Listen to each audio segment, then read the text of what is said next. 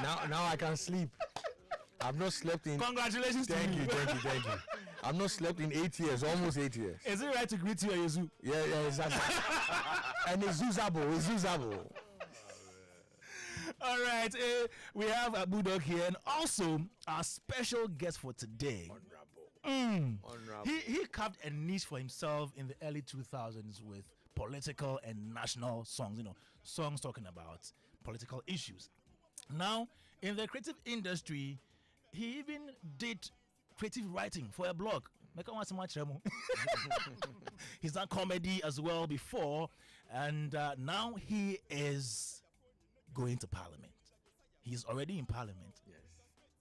Ladies and gentlemen, we have the Member of Parliament elect for Gumwa Central constituency in the person of Kwame Dadzie, also known as A+. When you're busy.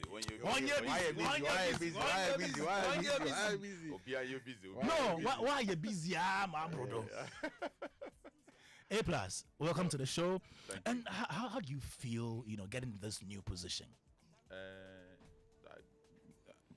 Excited, thankful, I'm happy. Yeah. All right. So we want to know, you see, when we talk about Gumwa Central, what are the areas? Okay, so Gumwa Central starts from where Apostle Kojosafo has his plant, assembly plant. That's Gumwa Impota. That's where our honorable Chief Justice is from. Oh, okay. That's where Kwame comes from. Oh, really? From Impota. Yeah. So Gumwa Central starts from Impota. It goes all the way to Gumwa Cebu, to Pomaze, where we had Pomaze Poultry Farm, to Chapes, Nyekwaze. That's on the way to Aguna Swedro, Ogwa Krom, Awomro, Abonyi, Abasa, Insuayim, Ayinsuaze. It goes all the way to Aguna Kwamkrom. That's the last town. Yeah, I know that. Then you enter Aguna Swedro, which is in Aguna East also. When you turn left, then you come to Aboso, you come to Bensu, Ekrofo, Ekropon, Besanze, Achianse. Afranse is the district capital. Yeah. When you get to Afranse, there is Akwemu, there is Kwame Dadzie, there is Abamkwem, there's Fantiamwa. Wow. These are villages around Kwame Dadzie area. Then when you come from Afranse, you go to Ofaso, Anyafitem, you come back, you go to Obuase, Jaman, Esikuma, Lome. Hey, so Gumwa Lome. Yeah, Gumwa Lome. Yeah. You know Gumwa, so you have yeah, so Gumwa German is like Germany, Gumwa France is like France. No, I know there's even Gumwa Kumase. Yeah, there's Gumwa Kumase, there's Gumwa Ogwa. Yes. Gumwa Onyawonsu. I know all those people. That's my. You are from Simbrofo. Yes, Simbrofo. That's Gumwa West. Yes. Yeah. So yeah, these are the areas that make up Gumwa Central. Yeah. Oh, beautiful. Now, looking at the demography, what is the major occupation of the people? Farming. Yeah. Wow. Now, did you know you were going to win? Were you hopeful? Yes. Very. When I announced that I had won, in fact, I collated my results even before before the EC. We saw it. I collated my results before the EC. I had an app. I had 226 polling agents in the various polling stations. Everybody had a smartphone with the app on it. I've installed Starlink's internet around the constituency, so I knew exactly what was on the ground. Okay. About 40 minutes after polls closed, I knew exactly what was coming out, because we strategized in such a way that we are going to collate their strongholds first. So I knew that my opponent, the NDC candidate, is strong in Osamkrom, Mangwase, Brofiedu, these three. So I wanted to know what he's getting there. Okay. And if he's beating me with not less than 10, if he's not beating me with more than 70% of the votes, he has lost. I knew he's out. I knew that my other opponent, the MPP candidate, is strong in She's the incumbent, right? Yeah, she's the incumbent. She's strong in Israel, in Jokwa, in Ekwamkrom, and Manso. So when I got the result from Manso, and I was beating her by like 80%, I know I was down. Then we came to Ekwamkrom, and she was beating me by just about 10%. Jokwa, we were doing like 50-50. I knew it was over, because for the first time in the history of Gomwa Central, even the MPP as a big party, they have done everything that is humanly possible. They have never won Gomwa Obuasi. There are 6 polling stations I won in Gomwa Obuasi. In the district capital, Gomwa France, I won the 8 polling stations. I knew that one of her strongholds is Achansi. Besides, I beat her there. I beat her in Benso, which is a strong MPP community. I beat her in Benso. So that Abia stretch, I knew that the election was over. There was nothing she could do. And I knew that NDC was strong in Obuasi, Esukuma, and German. Okay. And I won every polling station in Esukuma. I beat them in Obuasi. I beat them in German. The woman comes from Lome. And that was where the problem was. I knew that because she comes from Lome, they will vote. But in Lome, she beat me with. You mean Gomwa Lome? Yeah, Gomwa Lome. Yes. That's where she comes from. Yeah. And in one polling station, she beat me with about 13 votes. And so the margin was not huge. And in where I come from, Gomwa Sebu, I beat her like 85% in all the polling stations. So there are places where I get 200 and sometimes she gets 19. So. What was your trick or your secret, if you like? I have 10 polling station executives in every polling station. I've run it for the past 2 years. I have 10 executives. NDC has 7, MPP has 5. I have 10 in every polling station. All the 200 and 123 polling stations. I have 10 executives in every polling station for the past 2 years. So I knew that even before the get go, I knew that I have over 1,230 votes. Sitting down, and I knew the MPP has. If they have 5 in each polling station, I know that they have 500. They have a little over 500. I knew NDC have 7 times that number. I knew what they have. So we were all going into the contest with a certain number of votes, and I knew I was ahead of them. Apart from that, the people of Ghana are different. They are not the same people who voted in 2016. They are not the same as those who voted. They are what they are looking for is totally different, and you have to understand them. One thing that worked for me is that everybody said that this guy has never been MP before. This is his first attempt to be MP, and he's given us projects. He's given us free internet. He's given us water. So what will he do when you go? You know, in our area, we have this funny saying that you know, so I think that they were looking for development. They were voting on issues. Yeah. The special voting, when we counted the special voting, I lost the special voting. Oh, okay. There were most of the security personnel, the police and the immigration and the fire, they voted for rice and oil. They were standing in queue from who? From the MP. They were standing in queue holding rice. You understand? And you know Kwame Plus. Next election they can decide that, oh, he went to Joy and he said we voted for rice, so we voted for him. You didn't vote for me, I still won. I don't care. Exactly. Yeah. Exactly. Yeah, I'm telling them the truth. You are educated people.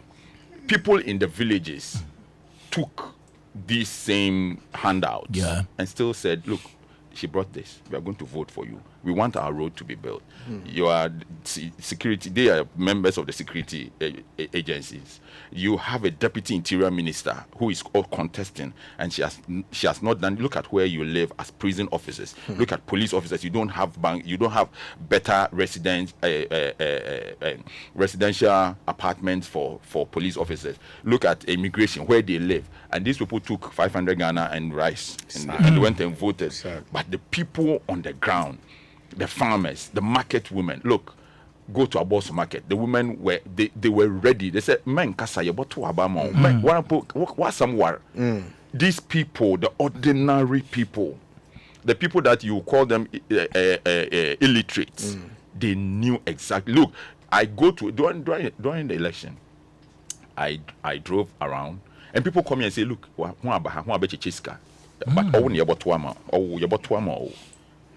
and so even before polls closed, I knew. I was very sure. Wow. And I posted a video of one MPP float. They were going on a float. And I didn't know that the float was happening. So I was just going on my normal campaign. But I happened to be there. And everybody wearing MPP t-shirt. They came and all the boys, yeah, that down, yeah, that down, yeah. You saw the video, yeah, that down, yeah, that down. And people came on Facebook and said, it's you that they are lying to. And the youth, if they were very sure, say, hey, and you see in that area there is no entertainment. So when you put music on the truck, people come out and come and dance. Yeah. So they knew I knew that I was going to win that election. Wow. So you didn't share monies, you didn't share rice, but we saw how much you put into your campaign. Yeah. And we've seen the things you've done for them, roads, Wi-Fi, and all that. Was that not expensive? Very, very expensive. I have Starlink free internet in Asebu. I have Starlink free internet in Ekwam Krom and Jokwa. I have Starlink free internet on the Abia stretch. Wow. And I'm going to do more. I don't want to die and leave 100 houses. I want to spend that money on people. Then I die and I go. Wow. Yeah, when I make money, the only thing that comes into my head is to go and help people. I'm not interested. I want some level of comfort. So I'll drive a nice car because this whole campaign thing is very difficult. And it gets to a place I'm so tired that I wish I could just remove the seat from the car and sleep. And my campaign team will drag you. You have to go. So I need some level of comfort, for all the hard work. But I'm not this kind of person who is looking for, look, you know me, I have 100 houses at East Legon. No. I want to take all that money and go and give it to the village people. Facts. It's very expensive. Facts. But everything that I live for, everything that I'm doing, all the time that we were doing TPP, the People's Project, it was just about giving to underprivileged people and communities. That's it. Talking about TPP, was the end game to form a political party with it? No, TPP, I've said this over and over, is just to support underprivileged people, emergency health care for underprivileged people, water for communities. That's it. That's all that TPP is about. Do you intend to form a political party? One day. Oh, wow. Yes. That which won't be TPP. I don't know if it will be a political party, but I have always said to everybody that I'll contest. I went into Gomwa Central. There were NDC, there was NDC and MPP. And just like Jesus Christ came, he met the Pharisees and all these big people. He just went in and he beat them. And Christianity is what it is today. And I've said to everybody, I'll contest as president of Ghana one day. And I will beat them. And you remember in 2020, I told everybody that 2024, I will contest and I will win. And I keep telling people, what else should I tell you before you believe that? You have to start getting close to Kwame. But I'm your future president. I will win. How many years have you given to yourself for this presidential? I'm very sure that by 2032, all that we need is for God to bless us with life and good health. I'll contest for the presidency as an independent candidate. I will contest. How long do you intend to be in parliament for your people? Not more than 2 terms. Oh, okay. Yeah, not more than 2. I will not be in parliament for more than 2 terms. And anybody who wants to... You don't want to be like Yiti Mensah? No. Look, I have achieved what I wanted to. I have proved a point. I told them I would go there as an independent candidate and take this. I've done it. What else? There's nothing to prove again. The only thing to prove, and where I am now, the only thing that can happen is for me to go up. Okay. So I can wake up tomorrow and say, the parliament, I don't want to go again. Look, I went there and I won. Facts. Yeah. Once we're busy, and you see, I want to tell everybody, especially young people, I want to tell them something.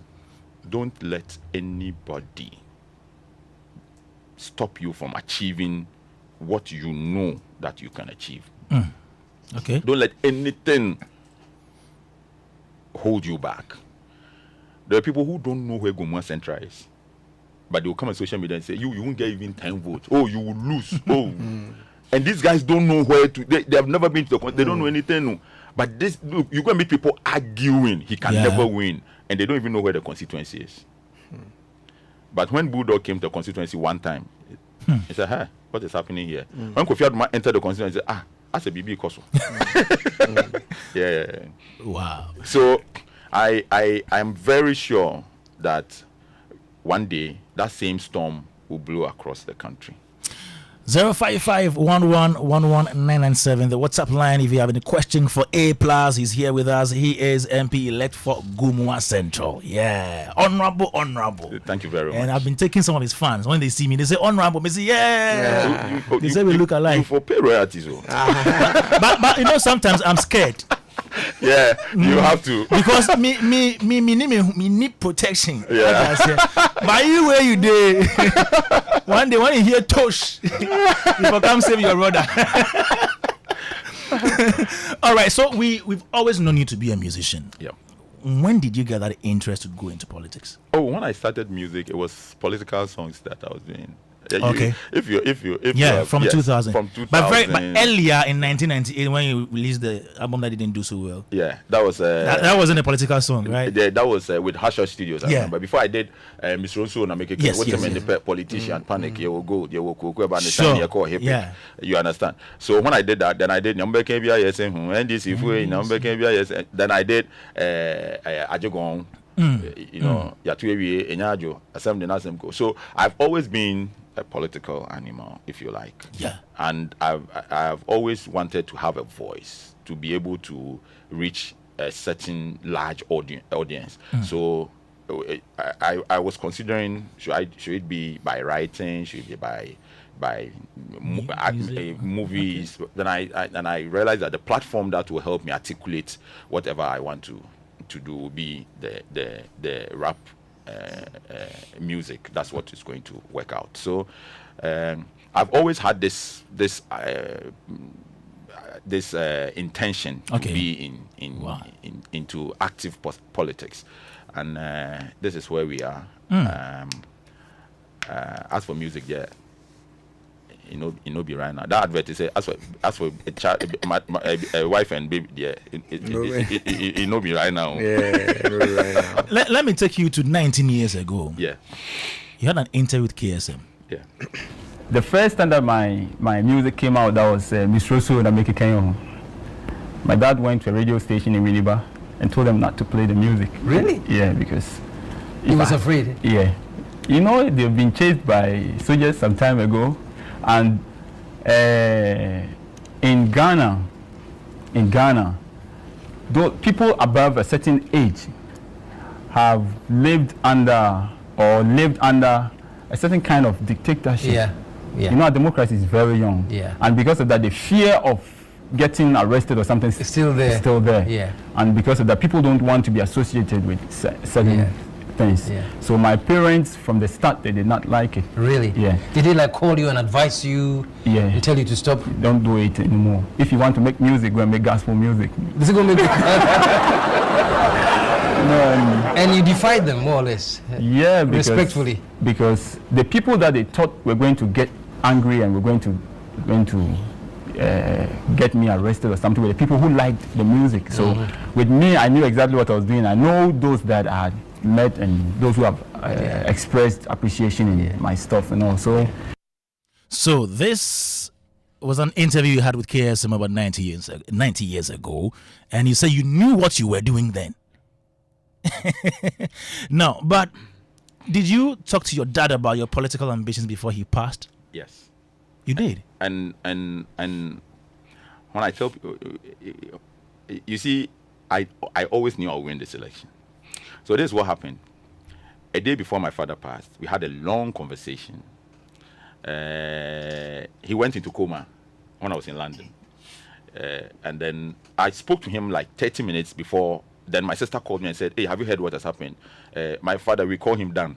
Daniel, everybody calls him Dan." He said, "Oh, Dan is not well. He's on admission. He's going to come." I said, I just spoke with him now. He said, I said, no, call, check it. He said, "No, it just happened." So I called and they said they had taken him. After we spoke, he collapsed or something. So for 4 days, he was in coma. He was in coma for 4 days. Then, after 4 days, when he came back, he said, "Yeah, me wu na masamba." He said, "The minimum said you wu." But I will say, "Yeah, what the no." And go for them person who say with the MP and some person them call say, "Yeah, what the no." So we spoke when he came from the hospital. We spoke at length. Then my father called almost every chief a day before he died. He called every chief in the constituency. He said, "Oh, Obanu Sobeko MP or someone supporting him." He called Apata Kofi, the Pomazi chief. He called Asebu chief. He called everybody. Then it was a Wednesday. I said, "I'll see him on Friday." I woke up Thursday morning. He was gone. Oh. Even on Wednesday when we were talking, he said, so like he was going to play football with the kids. So I knew that he was okay. Then Thursday morning, I had a call that he passed at dawn. So every chief calls me and says, your father said I should help you to become MP. I woke up this morning, he said he's dead. He called me, I was with him yesterday. So it was like something he had left before. Yeah. It was like a message that he left. It was his last wish. And you know our people, they take these things very seriously. Like this man called me yesterday and said, I should help you to become MP. And the next morning he's gone. And there's nothing I can do. So the incumbent and the NDC candidate had an issue, but they didn't know that it was more traditional than what we were doing, than political. Because the chiefs knew that this man told me this. The next day he died. What can I do? So almost every chief. So if you were at my father's funeral, you realize that from Obrimponya for Krampa, Gomwa Ejumako chief, Obrefo, Ahenako, Gomwa Achampem, that's the break we see. Okay. Representatives from Osaberma, Cape Coast chief, almost every chief. The last person who called me a day to the funeral was Sam Jonas' brother, the neatest town in Ghana. I think Kushia chief, what's his name? Prajinsem. He's got some nice palace. Nana Prajinsem. He called me at a night to the funeral and said he's not feeling, he's old. Yeah. So he couldn't make it. Every chief in Central Region was coming to the funeral. So it's a conversation that I had with my father, and God knows best. I really wish. He'll be so happy now. Huh? Yeah. So which month did he pass? In June. In June? Yes, in June, and he was buried. So it's just about a year or so. So I had to halt. Last year June. Yeah. To have the funeral, and the funeral was it was the campaign. They did everything. Yeah. Wow.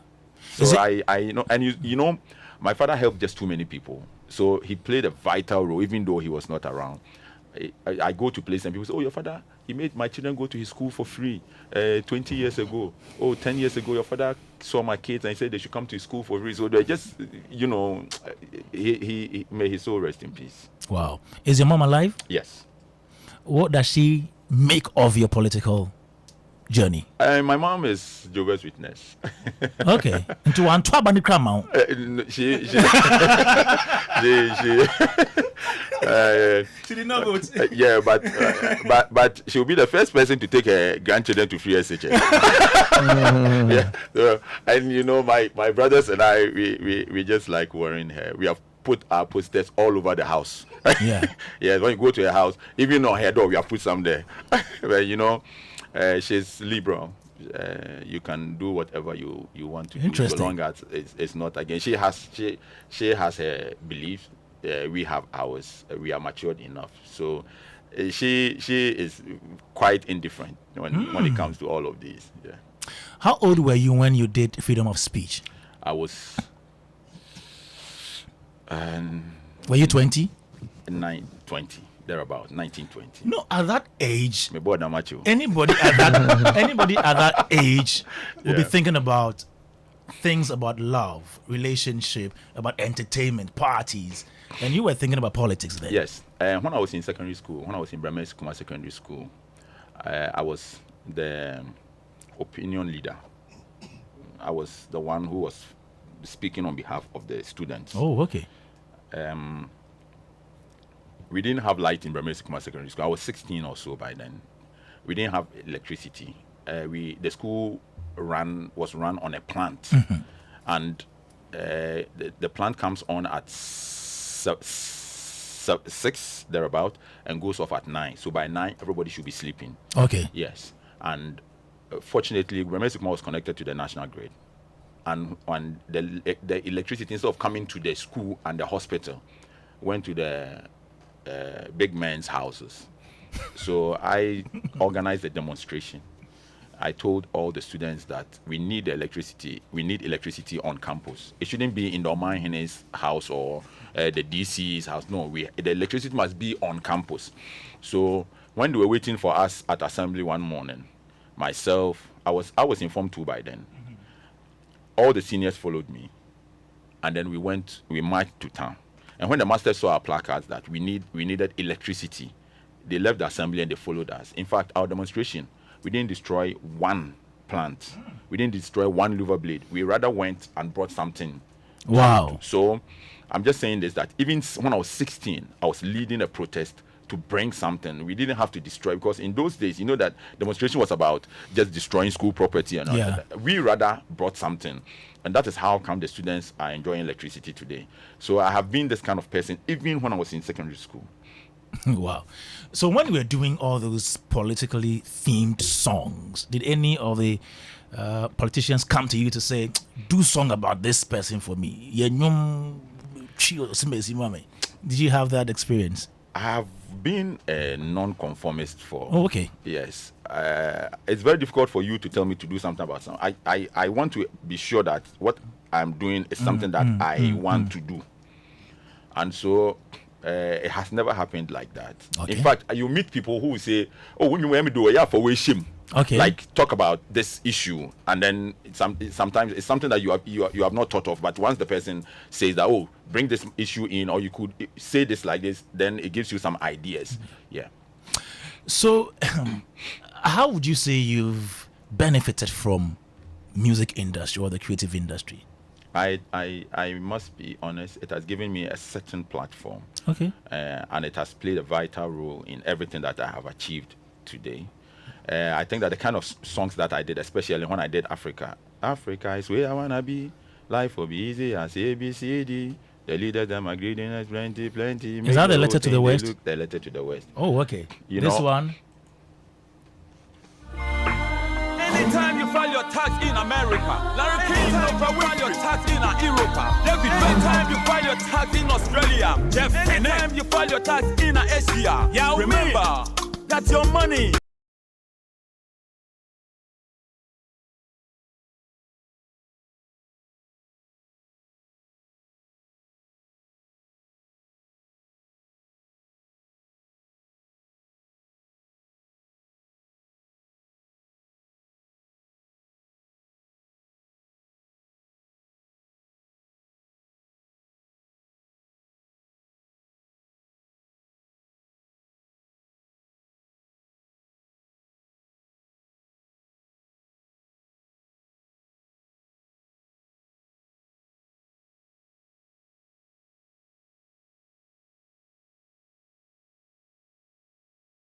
So you moved from Ghanaian politics to West Africa to Africa. Sued me in Ghana.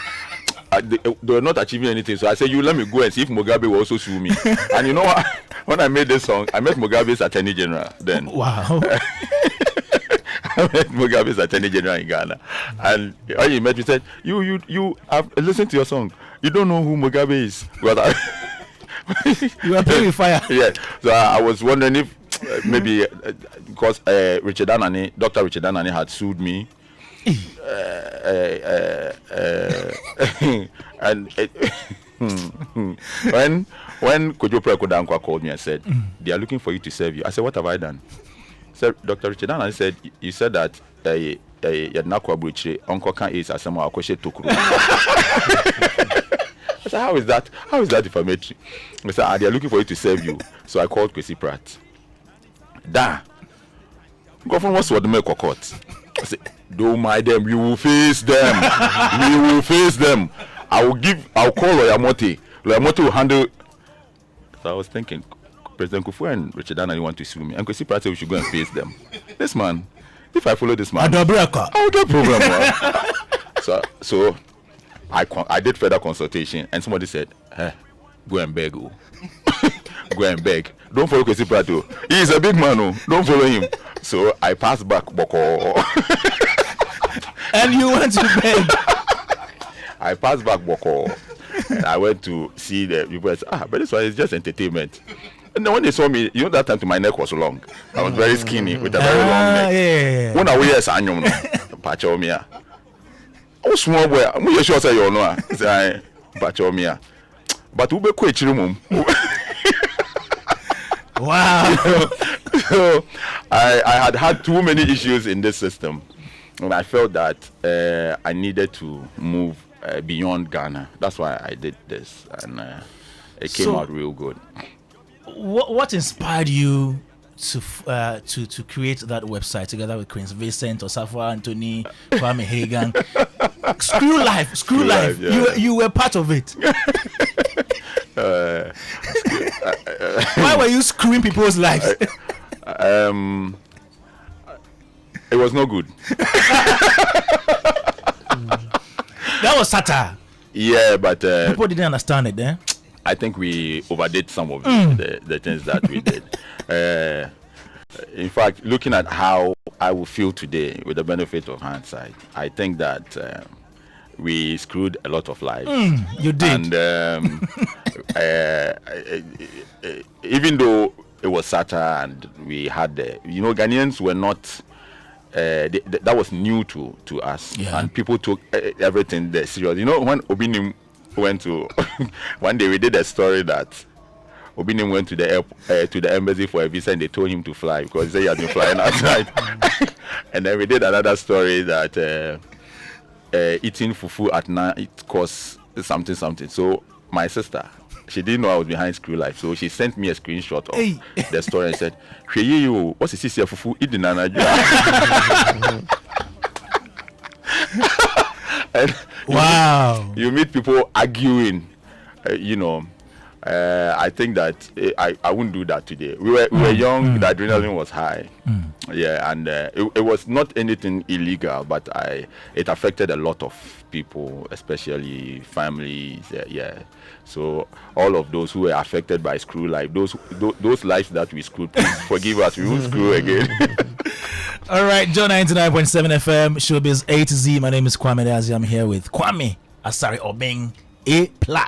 And also in the studio, I have Uncle Don Doku, Francis Doku himself, Don Juan. Bro, thank you. He's CEO of Africa Plug-in Media. Digital. Yeah. He's the man. Tourism connoisseur. He left small, like it take me go media general. He pulled me. Hey, this man is away. You cry, me. So you went to Class FM to manage it. Class group. What happened? The money was small. You took it. Did you take it? No. You didn't take it. Yeah, I wanted more. And they said, I don't see myself waking up at 4 a.m. every day. I can't travel to visit my family for the amount that they were giving me. Yeah, so that's why I didn't take it. So you didn't start at all? I did 24 hours. Because he announced it. I did 24 hours.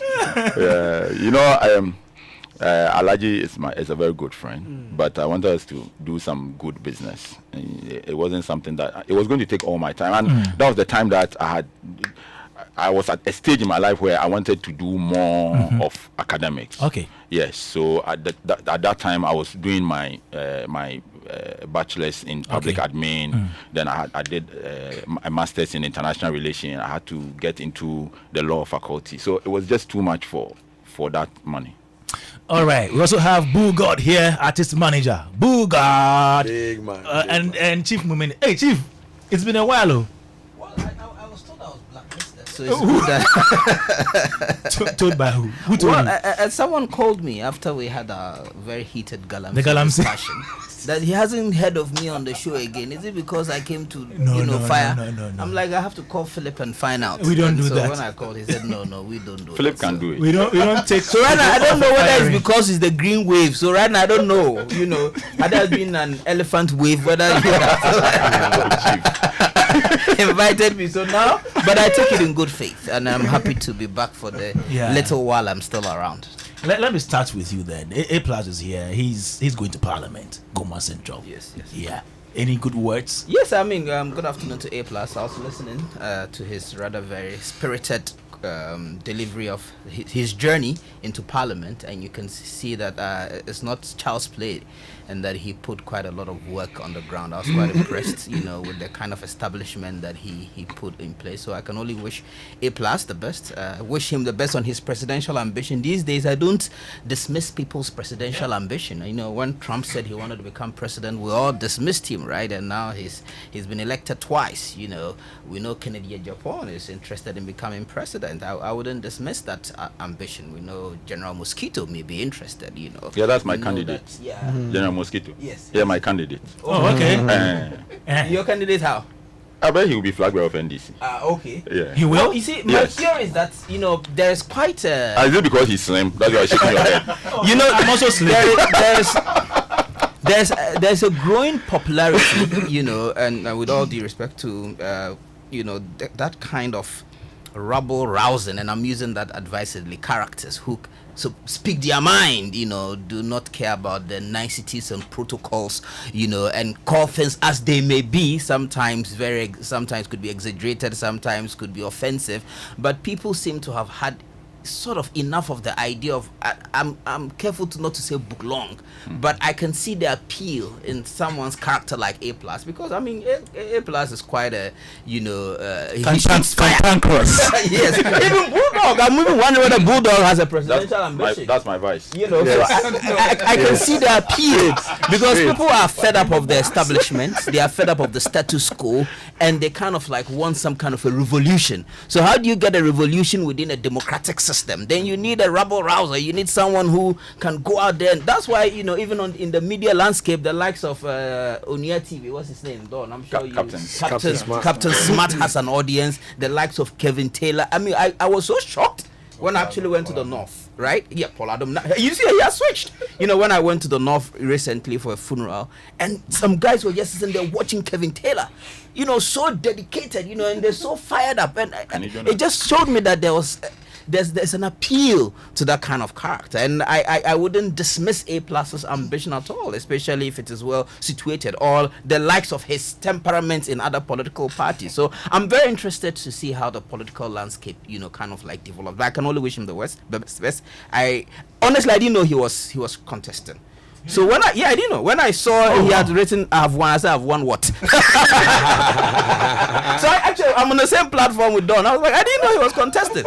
So it means that he was on the ground. It wasn't about social media. He was actually he was all over. He was actually I don't know. Maybe visible. I was a bit I was toned out or something. But it must have been a very expensive campaign, considering that he had a whole institution and establishment for 2 years.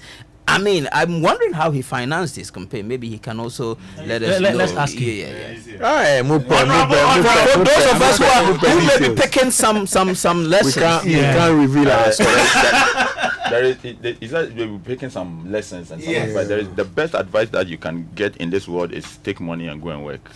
That's the best advice you can give anybody. So don't worry, I'll give you money. No, but they say that it's better to teach a man how to fish than give him the fish. I don't want you to be tired.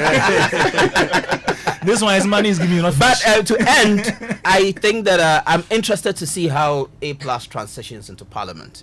Now that we have an NDC that is a super majority, it means that the likes will be relying on very powerful parliamentarians to give us a semblance of the minority. And I think that if A+ repurposes his gusto, and his intellect and his excitement into Parliament, he may well make a good name for himself.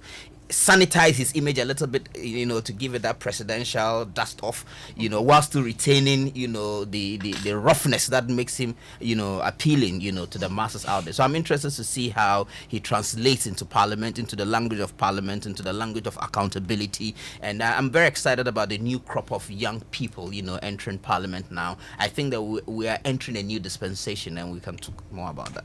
Nice one, Chief Moment. A+. Yeah, poet, playwright. Yeah, Chief Moment. You are back now for good, eh? Well, if I'm not,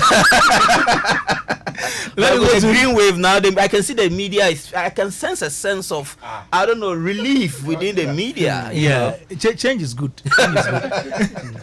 Bugard. Yes. Were you also very hopeful A Plus was going to win? I knew from start. I mean, you check my commentary on radio and television. I had no doubt, because it's somebody I've known for a very long time, and he doesn't just speak or blow hot air, right? Everything he set his eyes to do, he's done it. So that was another hurdle he needed to just leap over, right? So I knew that, it wasn't going there to go and joke, and then the kind of investment he put into this. He's done this in our space, for a very long time. He's committed everything, and especially when I went into the as well, I knew that, no, Charlie. And for me, I keep telling people all the time, I'm not your ordinary guy that looks at the metrics and what people are saying and what I'm not that person. I'm a spiritual person. I'm an energy person, right? Now, the conversation he just told you about the dad and what the dad wished for him, we've had that conversation already.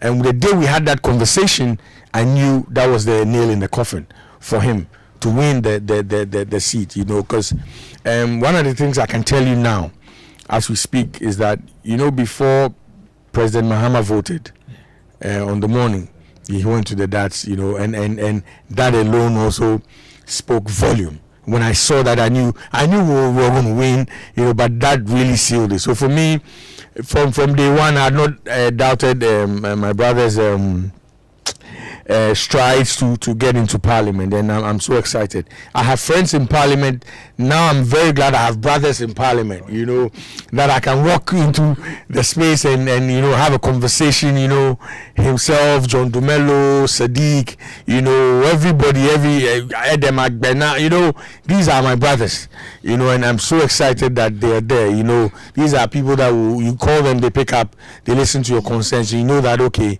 tomorrow when I'm watching proceedings, my concern will be, will be advocated on the floor of parliament. So hey, we can only wish for all of us to populate the place and change, because for me it's been like business as usual, and we don't want that.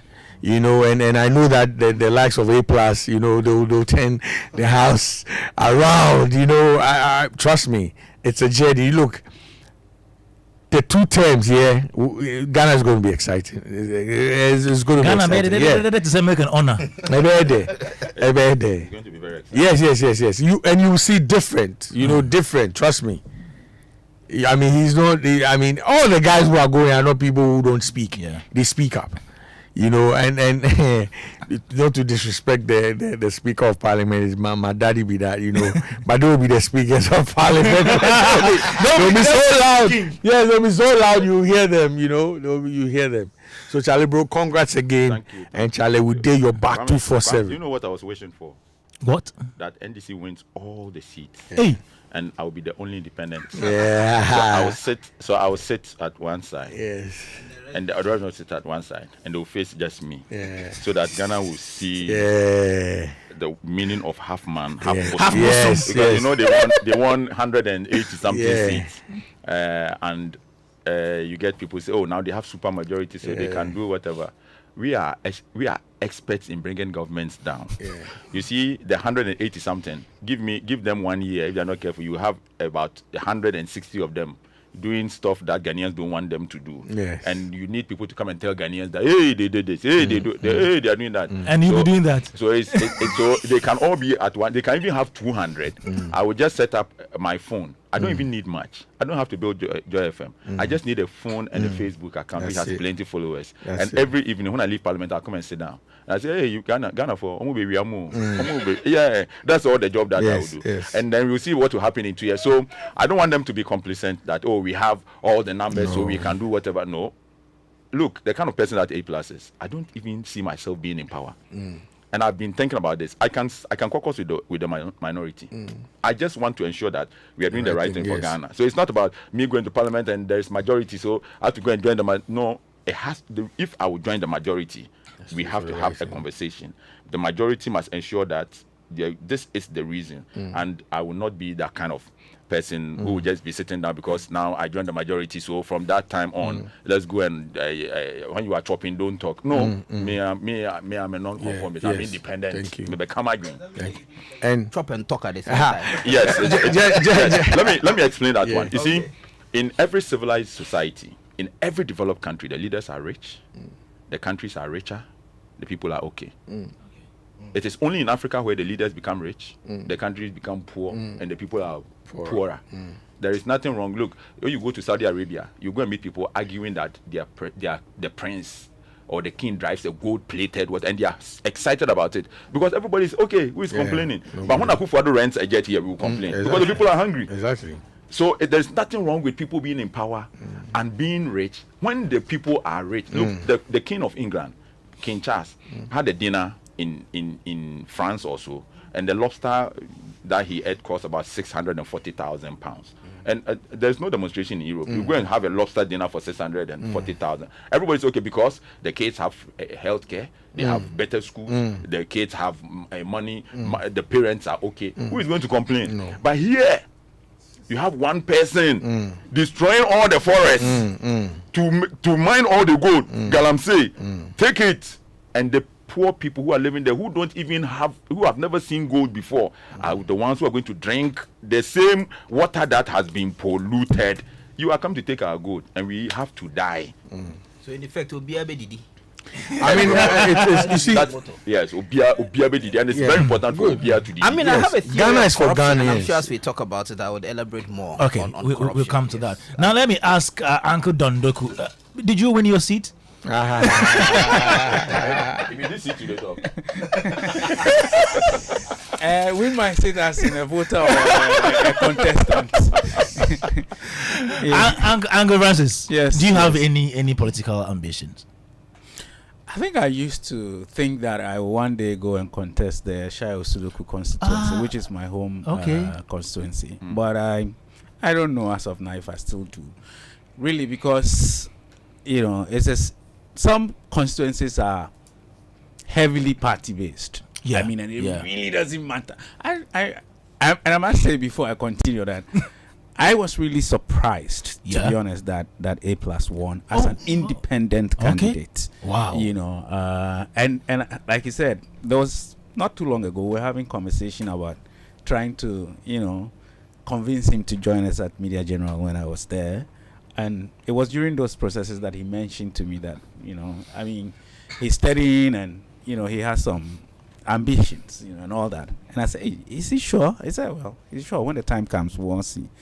So I wasn't really convinced, really, because some constituencies are really, really very strong when it comes to the two main political parties, and it's very difficult to. So my constituency, where I come from, since God created us and the 1992 Constitution was established and we started its fourth republic, it has always been an NDC seat. Shai Osudoku has always been an NDC. People have tried. I know there was a time even Gloria Akufo, who comes from there, who's my cousin, a long distance cousin, tried. She was beaten black and blue and she had to, leave. People have tried independent, and all that. So if you want to go into parliament on that seat, you have to become an NDC, in my view. Maybe sometime A+'s success as an independent would encourage many people that really don't care if it is even... And even the gentleman who won the Asante Achim seat, I was astounded by the numbers. I mean, the sheer numbers, the difference between what he got and what Lawyer Pia Kubi got was so huge. I said, well, you remember we started with him in this studio? Yeah, a few weeks ago. And I was even asking Philip, is this guy sure really if he's going to... And he beats the incumbent very well. So I think it's an inspiration to people who still have some modicum level of ambition that I still want to represent my people, but I don't want to be part of whether NDC or MPP. But I still want to find a way to represent them. Maybe that's an inspiration. So yes, he may come back. All right. But I think I must commend A+. And again, around July, I drove through his constituency. I was coming from Cape Coast, and the traffic on the road to Winneba, from Winneba right down to Kasua. When I saw it was so serious that I said, okay, let me pass this side to Insawam and then descend to Ebri to Accra. And that was when I saw, things. Saw his poster.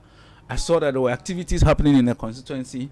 I tried to call him to say, Jack, I've seen you, but he I think at that time I told him later that I tried to reach him and I couldn't because he was a bit working around his campaign and all that, I believe, So it was then that I realized that things could really happen.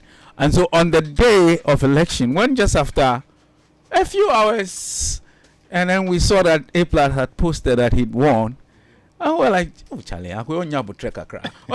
On chamber election, and King Kanye money, so I can say we're winning, that kind of thing. And so later, when it was confirmed, we said, wow, this is something good to happen. So congratulations, A+. And I think that you ran a very good campaign. I believe it will have been very strong. Politics is not for the faint-hearted. It is a strong thing. There's somebody who is an incumbent. He's a deputy interior minister, and you were going to contest that person. They will be very strong, come with all the forces of state, the national the security of state, and all that. And I believe it was very strong. But you stood your ground and you won. I think the question would be, and I'm happy that I was going to ask that, but I'm happy that A+ mentioned it in just a few minutes ago, that he will not go into parliament, just because he had to sit with one side or caucus with one side and decide that this is what will happen. I mean, many people go, especially when this ruling government, they want to caucus with the ruling government, because as they say, opposition, there'll be a lot of things that you want as if you're in opposition, especially when you want development for your people, that if you are not, very sure about which side of the aisle you are as an independent candidate, you may not be able to get those things. And so sometimes people are compelled to caucus with the incumbent so that it eases things for them personally and also maybe for their people. If they want road construction, they want this, it is easier, I am told, if you are incumbent than if you are in opposition. So maybe that would let her inform it. But he has said categorically that, and we know A+. I mean, we've been together, we've been friends for. There was a time he mentioned me in his song, I think. Yeah, me and Mark. At the time, for good reasons. Yeah, for good reasons. Oh, okay. Yeah. He said for good reasons. Right now, be honorable. Yeah, honorable. I think he implied that Mark and I were very forthright when it comes to giving criticisms. At the time when he mentioned us in song. So we've been going for a long time, and we spoke about a lot of things. So I believe him when he says that he would make sure that the government doesn't have it easy. I think for the government we have now, the kind of mandate that Ghanaians have given the NDC is so very strong. I think Ghanaians toyed with the idea of a hung parliament, and it didn't work much. There was so much controversy in parliament. Laws are stored. As we sit now, we don't know how this current parliament will end when they come back next week. So Ghanaians say, well, maybe we should give the government a bigger number so they can do things that they want to do. But there are some individuals who have been elected into parliament who would make sure that the government really, in spite of all the majority it has, will not be confident. I think A+ represent that kind of MPs, and I hope that he keeps to that to ensure that there's some sanity in parliament, that it's not everything that will be brought that would just be rubber stamp. We know of a rubber stamp parliament in the first parliament of the Fourth Republic, where the opposition boycotted parliament. So President Rawlings had the whole parliament to himself, and a lot of laws were made at that time. Following that, we had, other people coming in, and it helped. It is good when you have a sort of balance, or you have some number of people balanced. And I hope that people like A+ would set themselves up to ensure that we are not run over by the incumbent government. I believe that the NDC would do good, but there's a need for a certain check on them in parliament. Great. Even as those of us outside will also try as we can to ensure that the things that were promised are delivered. But just to run up, I think it's also important to mention that we're very happy that people we know in the creative, sector have been elected to go to parliament. I mean, I don't think people go to parliament because they want to represent a particular sector. The first thing about parliamentarian is representation.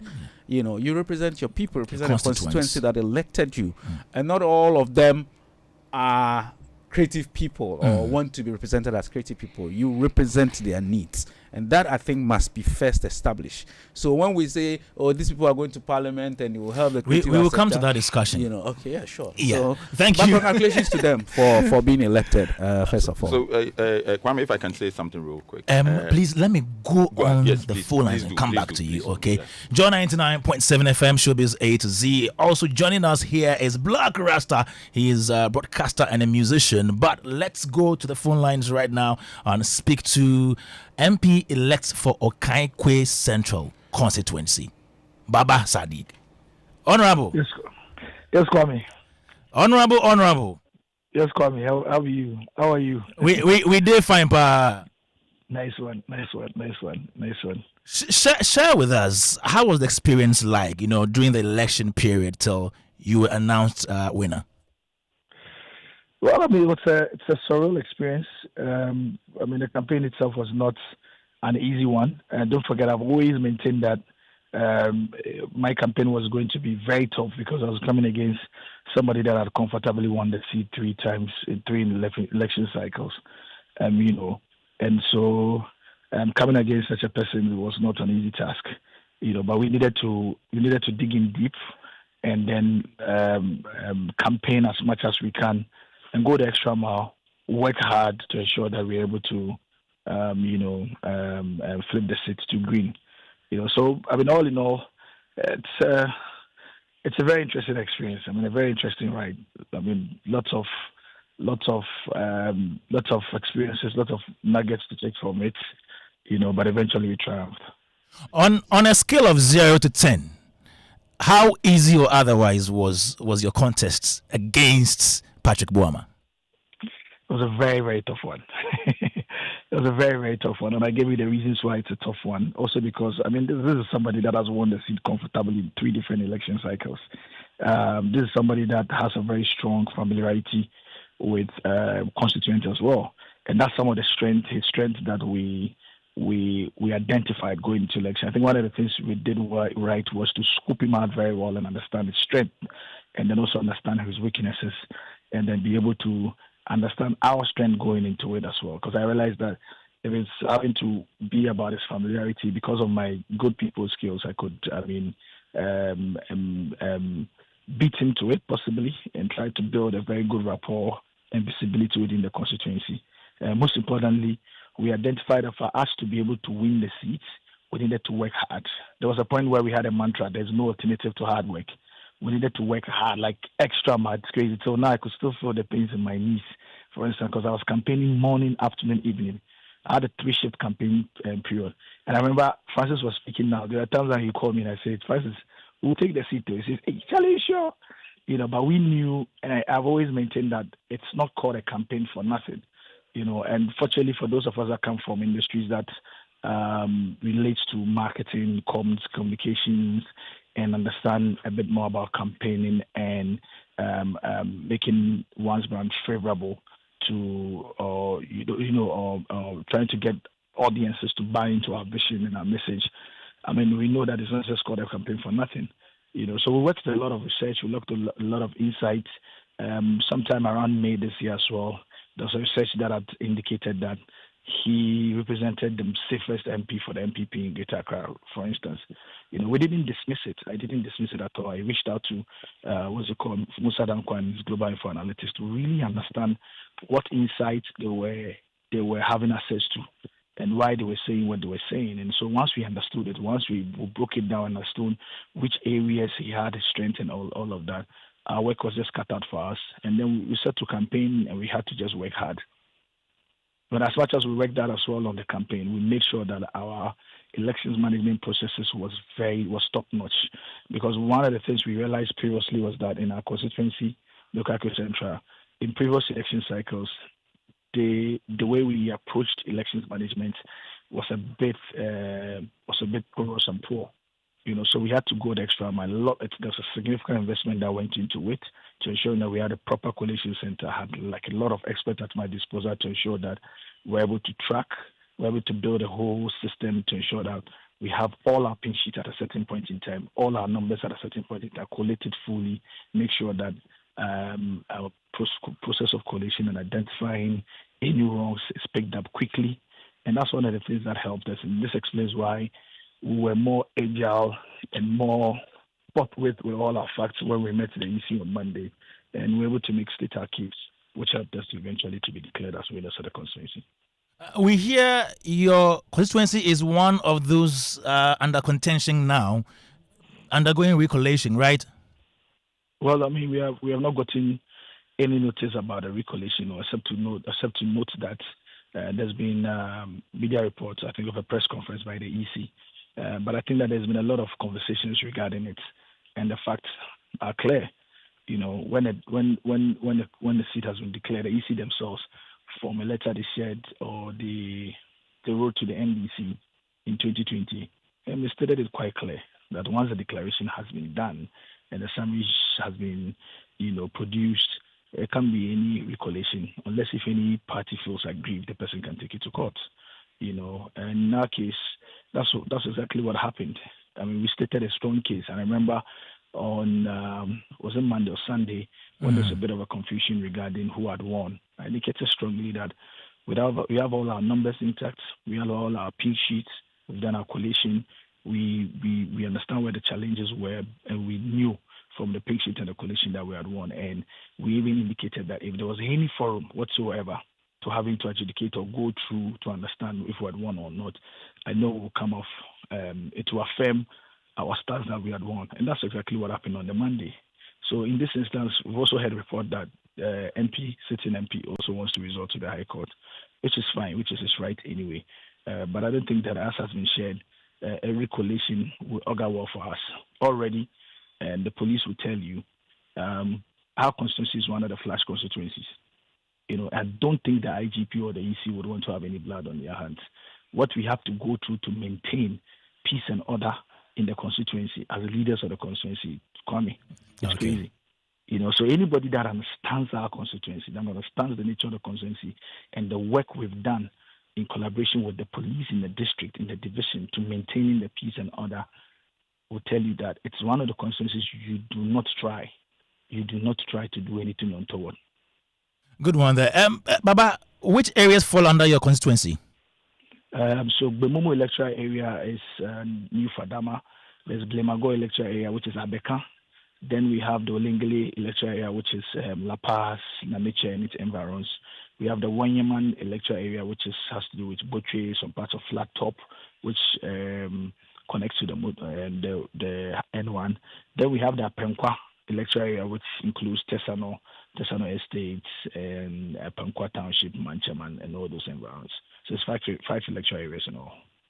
Okay, now last one before you go. So maybe I think you may have heard about the conversation regarding the fact that we have 6 people from the creative industry going to Parliament. Yeah. Why should we be happy about that as an industry? I don't think we should begin to have very serious expectations. And I think I earlier agreed on another platform with A+, and I've had to say it before. Our primary reason of being in Parliament is our constituents. I mean, they are the ones that actually voted for us to represent them in Parliament, and beyond having to represent them and help to make laws that would make life, that would enable them. They are also having certain expectations connecting to the promises that we've made to them, and so a lot of the work will be to ensuring that the promises we made to our constituents are delivered, and that in itself is a lot of work, and so. And for our industry, we are not primarily in Parliament to represent industry. However, as members or people from industry, of course, when there are engagements or interactions that would enable industry, I'm sure our experiences will come in handy. When, for instance, there's a need to pass that LI that we've always spoken about, that will fully operationalize the Creative Art Agency and the Creative Arts Fund, I'm sure our experiences will come in handy.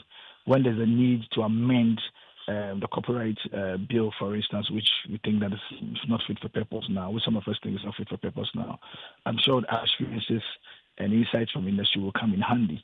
I mean, these are but some of the ways where our experiences of the industry would enhance the process. And eventually, for those of us whose party had eventually won to form a government in power, and there's a need to also work with within the executive government, that's when our services will come in handy. But purely from a parliamentary point, we are there primarily to represent our constituencies, and so they would be the primary the primary point of our intended impact in Parliament. Thank you very much, Baba Sadiq, for your time this afternoon. And Baba Sadiq is the MP elect for Okankwe Central constituency. Still here on Joe 99.7 FM. Showbiz A to Z, brought to you by MTN everywhere you go and Superstar Multi-Food Drink. I had wanted to let Black Rasta introduce himself in a grand style with his intro song, but I just checked, our chair is not strong. Black Rasta! Yes, yeah. How you doing? I'm good, and you? I'm doing fantastic. Did you vote? Did you vote? Yes, I tried to vote. You know? Yes, I tried to. Yes. Are you happy about the outcome? Yes. I am. In fact, we're just looking for change, and I think change is here. Yes, I was so fed up. I told everybody that, listen, should these guys win the election again, I will be out of this country. And I think a month before the elections, I was out of the country. I was in Jamaica, I was in America, and some other places, just planning a very, very, very fluid exit, you know, should they win, you see. And wait, you were planning what? A fluid exit, you know. So if they had won? Yes, I would have gone. In fact, wanted to. I mean, we have people like Wole Soyinka telling you that, listen, if this guy called Trump wins the next election, I am out of America. I don't need this green card again. People thought he was joking. And when Trump won, he put a pair of scissors through his green card, sliced that into 2, went back and sliced that into 4, and then walked back to Nigeria. You see, I wanted to do that so that we can take our politics a little bit more serious. Yes, in fact, I honestly was tired. I mean, I couldn't see some of those things happening, and some people were still clamoring around these people as if they had done something good. I was most disappointed. The arrogance, the way they spoke to us when they were coming into power. And in the middle of their tenure, they turned us into an animal farm. You see, I couldn't take it anymore. I'm growing, brethren. I'm no more 16. I'm no more 17. My children are growing. They are moving from the teen ages into the so-called maturity ages. You see, when they come and ask me, I mean, you've been on the microphone all this while. What did you do with the privilege? Did you just sit down there to shout and hop on the chair? What did you do? I looked at it and I said, no, I mean, something had to be done. So I radically had to come out and say that, listen, this was it. And I'm glad that, yes, I didn't become a ridicule in the eyes of the people. They are out, and for good. I wonder when they will return into power again. I truly wonder. The arrogant, and the most annoying part is they are wondering why they lost the election. They still cannot tell. Hey, with all these things that you have done, you cannot tell us why you lost. You want to have meetings upon meetings, drink and dine again with KK parties and e-levy cakes before you would be able to diagnose this thing, your loss, the most historic in all our elections. I think that our politicians don't take us serious. Yeah, change has come, and I'm glad. I'm happy. Are you hopeful that Mahama is going to bring some change? I want to believe that Mahama is a changed person. His first tenure also gave us a few disappointments. And he himself said it, that, hey, I know that my tenure was not the very best, but I did some things that made you remember me when I was away. That is my ray of hope. I want to believe that if he has some good people, there were people who disappointed him. He had 1 or 2 family members in his, around him who disappointed him. I believe that he will look at it and remember that the only reason he's back into power is because of the legacy that he left behind. And so he should hold on to that legacy and do more. I'm hearing things in the grapevine that he's telling his people that, listen, we are going into power, and anybody who misbehaves, in fact, that person would see a different Mahama. This is the kind of rhetoric I want to hear, you see. And I want to also believe that if he has some good people around him who are not necessarily interested in buying him the latest luxuries and all those things, but making him focus on the nation, I believe that would have a really good time. And I believe he's bent on doing that. One of our very own creative A+ is going to Parliament, and he's here with us today. Any nice words to him? Yeah, I mean, I've known A+ from when I was in Tamale, and he used to come on GTV and sing. You know, we used to call him Applause. You know why? Yeah, in Tamale for a reason. We were just calling him Applause. You see. And I truly used to like him so much, you know. A+, applause. Oh, like temperature. Yeah, I mean, the guys around all love him. And when I look at those guys who used to love him in those days, they've all become big grown men. It means we are growing. And, you know, me and A+ have crossed paths a number of times, and it's been very, very positive. When Nam1 was going to hire me, he was one of the first people who came out and put that out on Facebook and said, hey, this guy that you're going to take is the best decision that you, Nam1, would ever have. And boom, it encouraged Nam1. He hired me and gave me some good things, you see. And then a few months back, he called me and said, an honorable member is going to call you. I told him a few things, and I think that he will call you soon. And then Kennedy Japan called me. He said, Black, Uniana, say, yeah, Or plus say, if I don't speak with you, I will never win an election in Ghana. Yes. A+ is here. That's what Kennedy Japan told me. I said, whoa, okay. So A+ holds me in really high esteem. Yeah, we might meet and crack all the jokes and don't really give too much face value to each other. But I think that deep inside us, we know who can do what and who cannot do what. For A+ to be able to rise there, to be very honest with you, I knew that he would be able to do something. But I did not know, I didn't believe that he would win the elections. You see, but when it came out that he said he had won, then I was listening to him when I was coming, saying that his father played a very strong role in that. It tells us a very beautiful story. We all need that legacy. We all need people we can trust. The chiefs trusted his father, so they didn't even need to trust A+. Once a trusted person endorses another person, you don't need to go through the dossier of that person. It works automatically. Just like Francis Doku. I mean, I was with Alaji doing my own things, and I was almost getting frustrated. I wanted a way out, you know. And then, boom, he called me and said, Charlie, are you ready to come and join us? Blah, blah. I said, Francis, I don't want to listen to you. For about 4 or 5 times, we have been talking about this same thing, and it doesn't come to pass. Is what shows that it's going to happen this time around. I said, oh, yeah, they've always shut it down, but it will happen. You know, and before I realized, Charlie, I had some big fat check. Keys. In fact, he negotiated my salary. I got it, and when I was walking out of the office, I shook my head and said, "How much was it? How much was it?" It was heavy, so heavy, heavier than the elephant. In fact, yeah, I remember people like Sally telling me, "Hey, Charlie, some of us are retiring, but you are increasing in a certain way in retirement." I'm like, "Whoa!" She's reminding me that I'm growing. Yeah, she's reminding me that I'm growing.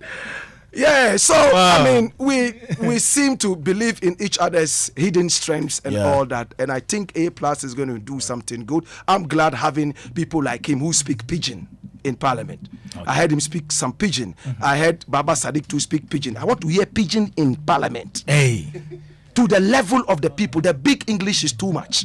Pidgin, talk pidgin to the people. As they come, I realized that in the traffic there plenty. But my area, my constituency there, in fact, it's hot for their way. We want to hear that. Radicalize the Parliament House. Bring it to the level of the people. Encourage them to be part of the discussions. When you are discussing things in Parliament, it's like bourgeoisies drinking tea. See? So we all stay back, waiting for somebody, the news people, to come and break it down for us to digest. I want to hear pidgin in Parliament. Joe 99.7 FM. Some messages here. All right, this one says A+. You've really done well. I like how you know your area. I am Abruchire Abrante from Aguna Swedru. And another one says, congratulations to you, Honorable A+ and all the newly elected MPs from the industry. The newly elected MPs originating from the industry need to understand that they are captured into fame first in the industry before getting into parliament. The world is about interests, hence they need to represent and advance the art interest. They cannot shift the goalpost and it is non-negotiable. Never forget your roots. It's your roots that keep you grounded. Without your roots, you cannot be grounded. You cannot stand. Kofi Sikadio. Thank you very much, Kofi Sikadio.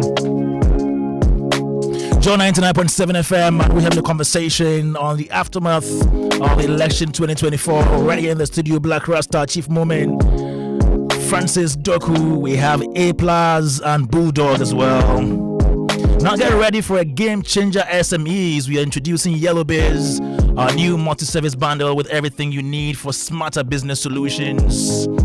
This all-in-one package consists of 4G plus router with 10 gigabytes of free data, Microsoft Office 365 genuine Microsoft applications, Webways, a customized business website for your business, Unicom servers, a unified business communication solution for your virtual call center, IVR, and conferencing needs. All for a very good deal you don't want to miss. With MTN Yellow Base, your business will gain access to advanced productivity tools, a powerful online presence, and superior customer experience to optimize your operations. So to stay ahead of competition, call 100 or 0244308111, or you can email us at mtnbusiness.gh@mtn.com. You can also visit mtn.com.gh/business or any MTN office for your Yellow Biz, and stay connected everywhere you go. Terms and conditions apply. Have you got your boarding pass ready? One of Betway's biggest Aviator giveaways is about to take off.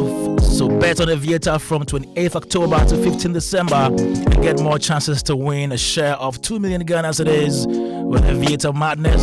Every day, 150 winners will be selected for cash prizes just for playing Aviator. Take your flights now and get way more only on betway.com.gh. Terms and conditions apply.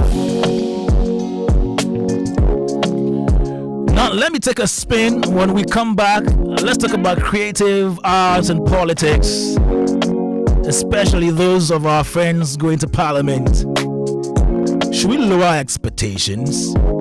I think we should, right? Joe 99.7 FM right here with me, Francis Doku, Black Rasta, Chief Mumin, Bulldog, A+. We're back after this. It's the most wonderful time of the year, and this Christmas, Volta Serene Hotel invites you to an unforgettable celebration. Arrive to the refreshing taste of coconut and dance the night away with our DJ on Christmas Eve. On Christmas Day, enjoy tasty grills, exciting games, and our famous all-white party with Kwanpa Live Band. Adventure awaits with a tour to Mount Jemmy on 26th, followed by an all-you-can-eat local buffet and a cooking competition on 27th. Don't miss out on aerobics, hiking, and a fun-filled pool party on 28th. And on New Year's Eve, get ready for a breathtaking fireworks show and start 2025 with a bang, dancing to the Kwanpa Live Band. Packages are as follows. Individuals, 3,000 Ghana cedis for 2 nights and 3,750 Ghana cedis for 3 nights. Couples, 4,300 Ghana cedis for 2 nights and 5,400 Ghana cedis for 3 nights. Families, 6,850 Ghana cedis for 2 nights and 9,000 Ghana cedis for 3 nights. Call or WhatsApp 0541 539 867 to book now. Volta Serene Hotel, your perfect Christmas getaway. There's going to come a time that the church will rise as the highest of all the mountains, and saviors will be raised in the church to deal with the world system. And let it be now. We need to have a national focus. We don't have to lose this ambition, or else we work against the Great Commission. They are equipped in righteousness, the agenda to possess the nations. Welcome to an equipping center of the word and prayer on Pentecost Hour. Pentecost Hour comes to you on Joy 99.7 FM every Sunday at 1:30 p.m. Hits FM on Mondays at 5:30 a.m. and Joy Prime TV on Saturdays at 7 a.m.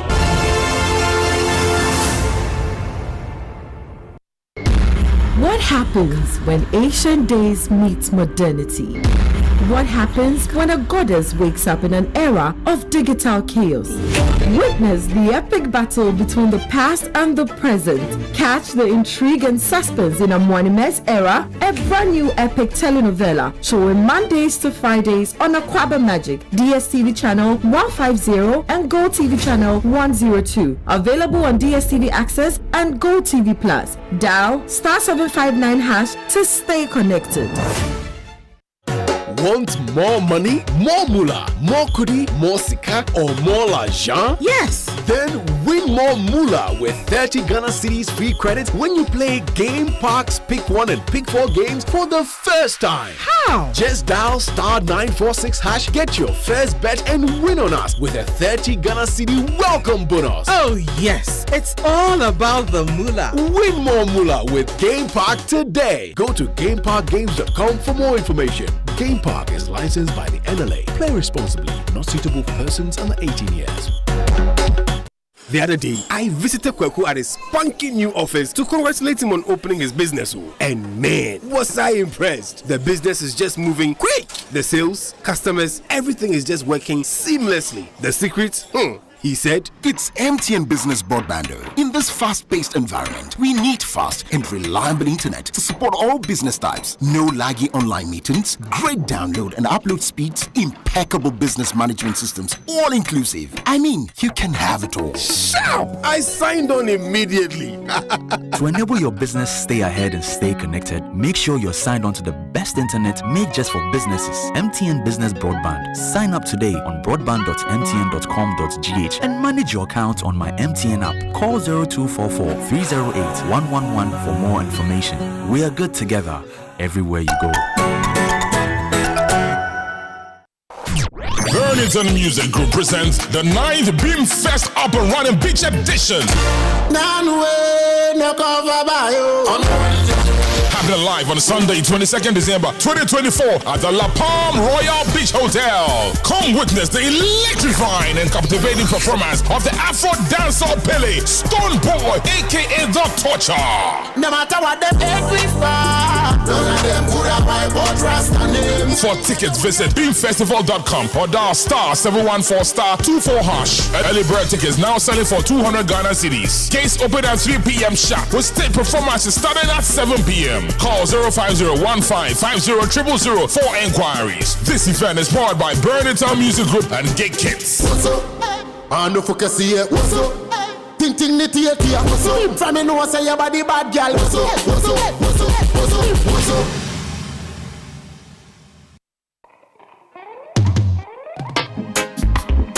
This one is a special education.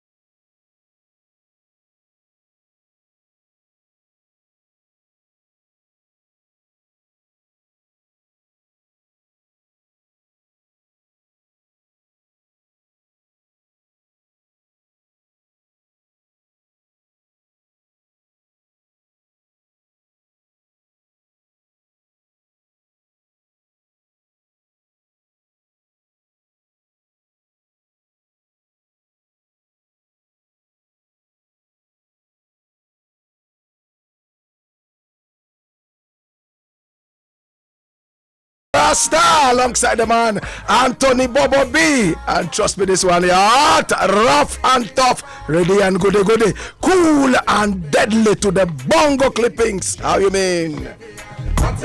Yeah, man, we there upon the studio right now. It's a more fire things, Black Rasta, Black KD right here. We have upon the studio Ras Francis Doku, Ras A Plus, Ras Abugad, Ras Chief Moment, see? Yeah, Rastafari. Yeah, man. We should also introduce part of Parliament. You know, imagine the Speaker of Parliament. Honorable members for this, them are all inside. Yes. All in favor of the motion, say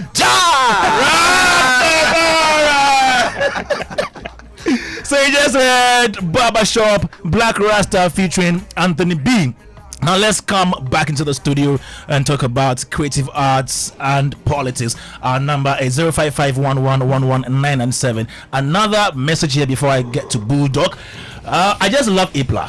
When I first heard him speak, it was a few years ago. He was talking about how he had given his all to the champion the cause of the MPP, but now they had been a big disappointment, doing all the wrong things with massive corruption. I fell in love with him then because I love courageous people who are principled and don't go with the masses. If it does not agree with their principles, they stick to and stand for what they believe no matter what. I'm so proud of him, and even more today hearing him say 2 terms in Parliament and no more. These are the kind of politicians that we need in Ghana, who are there for the people and not their stomachs. I am a Ghana, but have lived and worked in Gumwa environs before, so I already feel a part of him. May he succeed in whatever he sets his hand to. Na from Osu. Yeah, good one there. Boo God. Yes, sir. So, we have 6 people going to Parliament, and already, when you go on social media, we are happy. Hey, 6 people. Should they lower the expectations? I'll say yes, and I mean, history will tell us, you know, and I like the way A+ starts the conversation or the convo on that particular bit, and Honorable Sadiq has also told the same line. You know, their first and foremost, what you call it, mandate is to the people that elected them there. You know, so they should go and concentrate on that. And I think what people should understand is that they are there to help make the laws that we have better. That's their primary mandate, you know. So everything else is an addendum. Okay. So and I know these are people who have love for our space. So I'm sure bills that will go in front of them that will help develop our space, they're going to root for it. And they're also going to make sure. One of the things that His Excellency John Dramani Mahama has said that next time when you hear a budget being read, you hear money there. You know what I'm saying? So he was the first to have allocated some money to the industry. Exactly. First to have created the Ministry of Tourism, Arts and Culture. Exactly. So for me, I'm very hopeful in this our times. You know, people like the chief moments. You see the thing they're doing. You know, and you have to go and find money, and you know. So I'm hoping our people there will support any bill that comes their way. I know, yes, they are primary, and they've said it. That will be their first assignment. But then anything else, you know, I'm sure they will advocate for the right thing to be done in our space. Thank you, Uncle Francis. On the same question, you started with it before we went around, and people are happy because we have our own in Parliament, and they think that now that they are going, you know, things will be okay. Do they not understand the work of being in Parliament as an MP? Why are they so happy? Well, I mean, I think everybody's happy if their family or somebody they know, or their friend. At the power with you, yeah. If their friend, family, or people who are within their circles, win. So I'm sure it's on that same basis that people in the creative arts, and tourism sector are happy that people we know and we've known for a long time. I mean, we've just sat here listening to A Plus tell his story. We've known him for a long time when he started, singing political theme songs, and all that. We've known Every Bright acting, Sadiq and I go way back. I've known Sadiq for a very long time, from when he started at working with John Jermaine at Metro TV. Oh, wow. And all that. So when you know people and you see their success, and as like Sadiq said, I mean, occasionally I was calling him, and I don't call Sadiq sometimes, because when I call Sadiq, we won't speak for less than hours. It will go on and on and on. So we're always checking to see where the progress of things were, and so you are happy when people like that get to that stage. And Parliament is the highest stage of our democracy, of course, apart from being the president, as it were. So people need to expect that these ladies and gentlemen who have been elected will represent their sector very well. But I think the point we're making is that they were not elected because of that, or just because of that. First point of people in Agona Central constituency elected A+ was because Gomwa Central elected A+ is because he came to them and said, listen, this is the things that we believe are challenges, and he said most of them are farmers, right? Farming is the main thing there. A+, do you have galamsey problems in your no? Okay. So farming is the main thing, and I believe things about education. I mean, when the issue of the U.S. election came and people said, why did Trump win? It came down to people's response. The exit poll says that two things: one is the economy, two is the borders, and they think that is the person who could help them solve that, and they rejected the others and chose him. So people think about what will be most important for them, and I believe that a bigger constituencies, any of these constituencies where the let's say the creative art people are coming from, their needs are beyond just creative arts. But of course, we also have to understand that the party that won the election had in its manifesto things that it says it would do for that sector. And our interest is that these people would help for those things to be done, even though they represent their people. And so it is good that for every sector, you would have people who represent. I believe people who are Greek professionals would like to see people of their kind in Parliament, because then they would understand the issues when issues about Greek policies, laws, and things come. I believe people in mining would understand that they need people who understand things. So we all sit here and talk about galamsey, and all that, but we may not properly understand the things that will help for us to keep those. But if people who are in that space, most of them find themselves in Parliament, it will help when issues of that come. And so to the extent that these people have been elected, we believe that they would help shape up whatever policies or laws or decisions that are made for that sector. And we would therefore not reduce our expectation. We'll hope that they help, that the things that have been put in the manifesto to implement would be done. President Mahama and his administration had 4 years. Bulldog mentioned 8 years, but it's 4 years for now, right? Oh, so, did I say 8 years? Yeah, I had 8 years. So. For now it's 4 years, right? He has 4 years. Yes. Oh, but the administration has 8. Then we be the non-performing party. Non-performing party. They know yet Cambo. Where's the F coming from? Oh, non-performing party, NPP. Oh, okay. That's non-performing. Yeah. Okay. Okay. So I think he has 4 years, and I believe this manifesto was if you like, was put for that. I mean, Ghanaians, give me the opportunity for me to come first. If after that I satisfy you, there will be somewhat. I mean, President Mahama has 4 years. I think he has one first term already, and this is 4. And we believe that he will stick to that. won't be like other African presidents who want to change the constitution to extend their time. I'm not sure he will do No, that. I'm not sure. I mean, it hasn't crossed anybody's mind, and it won't. Yeah, but what does the constitution say though? I like this conversation. That and he's not done that, has he? So if one term is truncated, exactly. So that's where we're going. Charlie,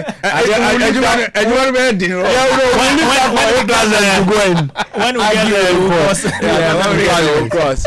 So yes, I mean, just to conclude, I'm saying that yes, the people who have been elected are representing. Please don't conclude. He was asking something. Okay. It was Akufo-Addo who taught us how to use the courts to do things. Okay. And so we are going to use the exactly. We go for interpretation.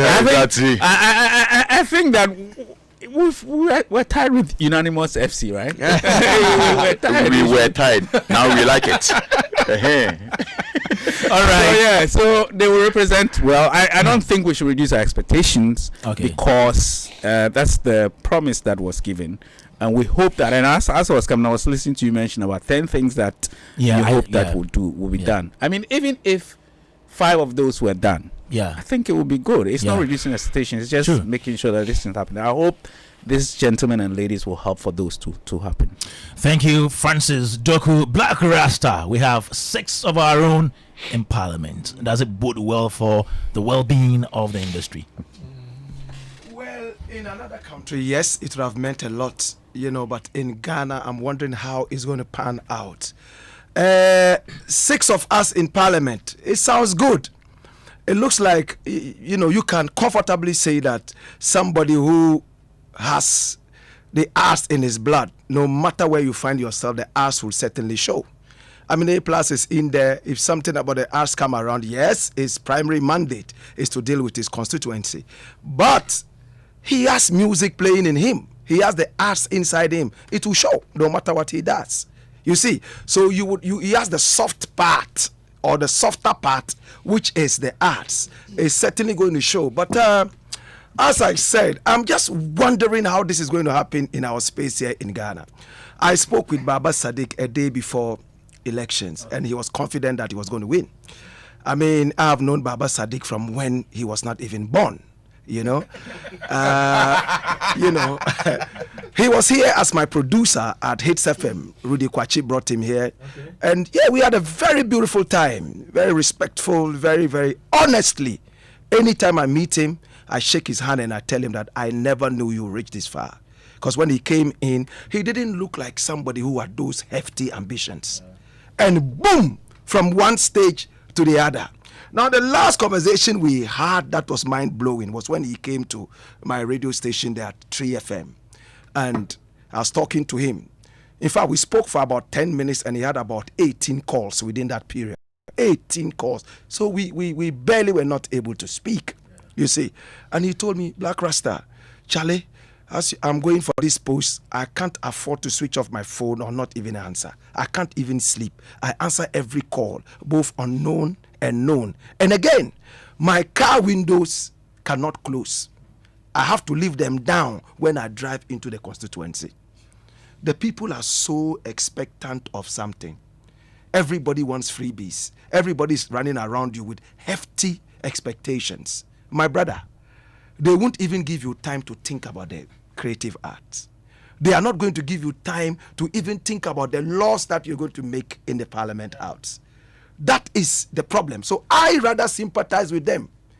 I have never had hope in any MP in this country. I rather sympathize with them. Baba Jamal the other day said, I think he's a Kufredia person. I don't know if he's back in Parliament or not. Akwitia, he said, see, when you come into the Ghana Parliament, the money you spend into getting yourself elected is far more than what you would get in return. So I still wonder, why do people want to go into such a space where you are tormented day and night by your constituents? 2, you don't have time to sleep. 2, thirdly, you don't even have the mind to do exactly what you want to do. So what is driving our people into the Parliament House? The love for the people. The love for which people that you can't even serve. Who are you serving? The people are on your case every day calling you. Ras Mubarak ventured into the thing. You know, he called me the other day and said, Charlie Black, in my constituency, people even called me for bulbs that are dead in their homes. That's what Ras Mubarak told me. He told me a gentleman came to him, an old man. He said he wanted to do a business. And he said, okay, I can partner you with this business. It looks good. What is the percentage you're going to give to me? And the man said, I will go and come back. He went out and told the constituents that this is a very wicked guy. He brought a business plan. And instead of helping him do the business, he rather wanted to rip him off because he asked for a percentage. People are ready for freebies. Take, go and eat. So a space like that, my prayer is that A+ and the rest will be able to change the narrative in their constituencies so that they are not seen as money bags.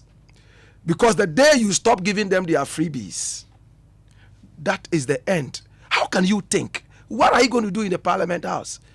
Anytime your phone rings, you are shivering. Is another person going to tell me to attend a funeral or a wedding? When you can't go empty-handed. What time do you have for yourself to think? So they just walk through the Parliament House, come back, look for another mandate to walk through it again, and they keep walking through, doing absolutely nothing.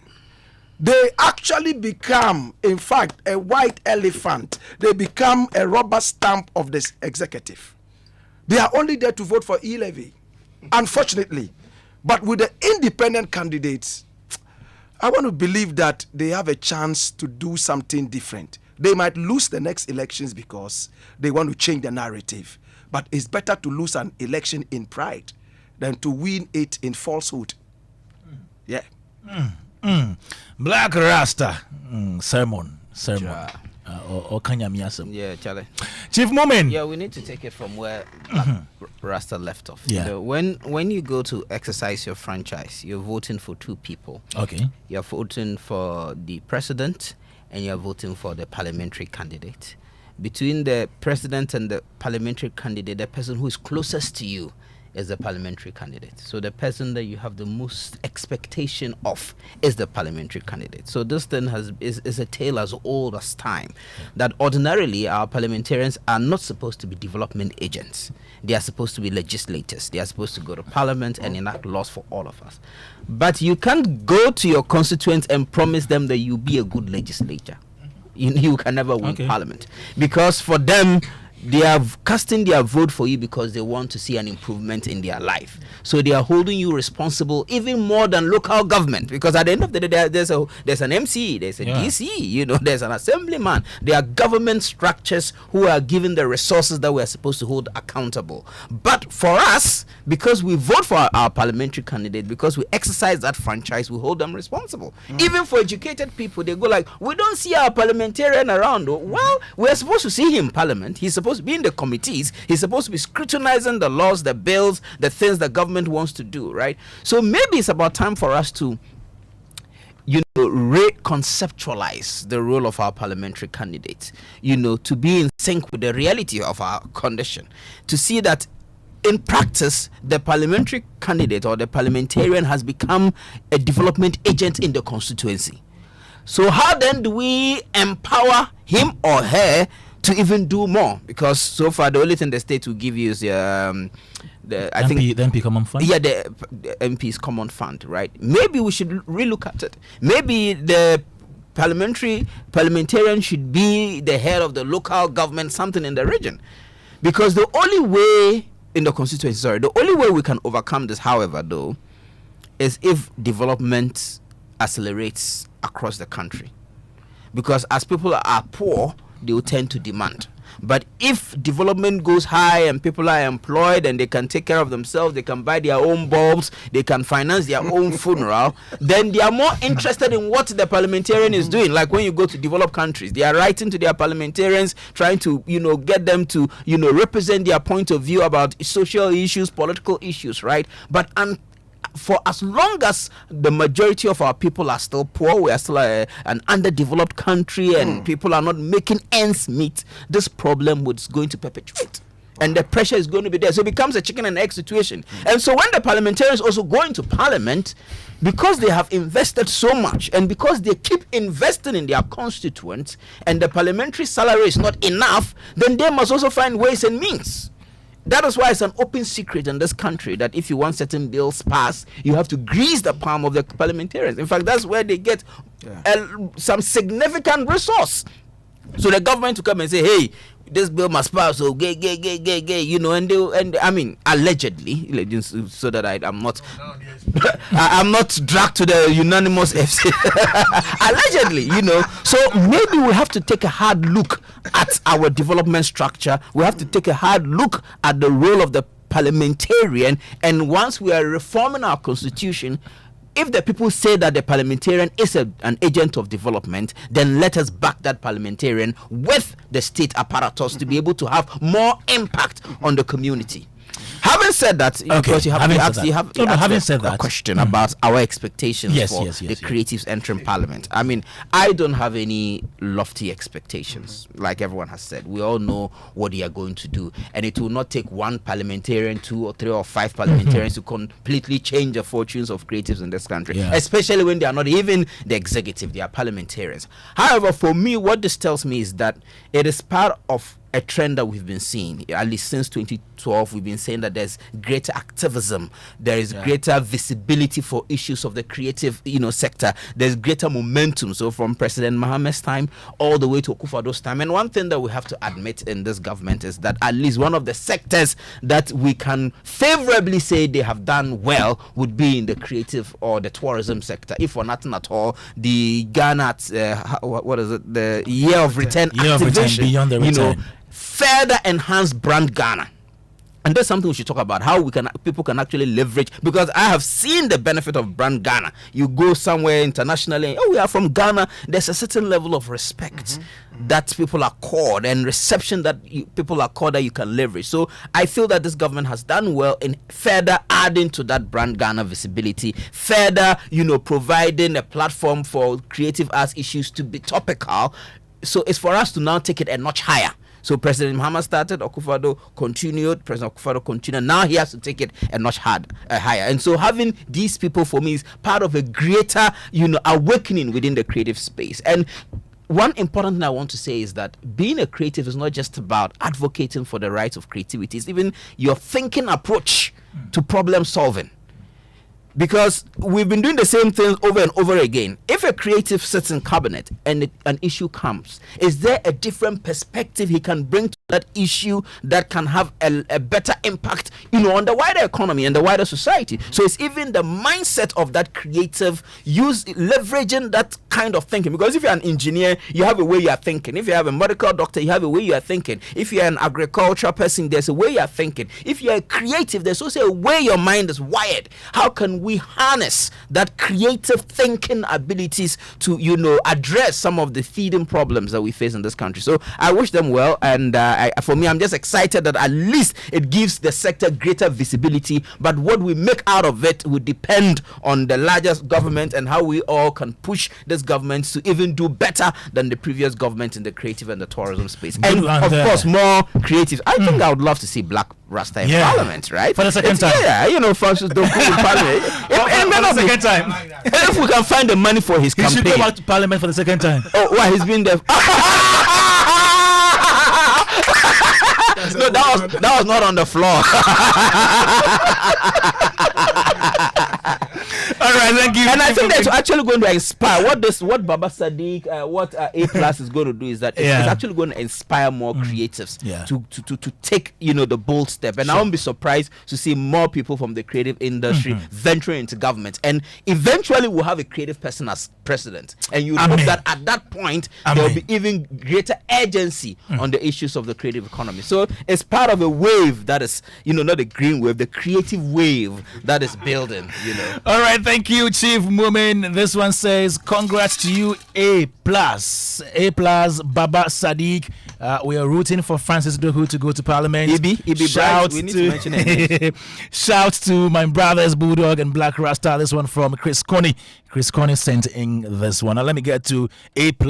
Yeah, we've spoken a lot about all these issues. Now, let's start from where you wanted to come in, and then we proceed to the creative people expecting you to go and fight for them in Parliament. Okay, so during my campaign, I made it very clear that I'm sick and tired of this delegate system that the political parties run, where you have two candidates.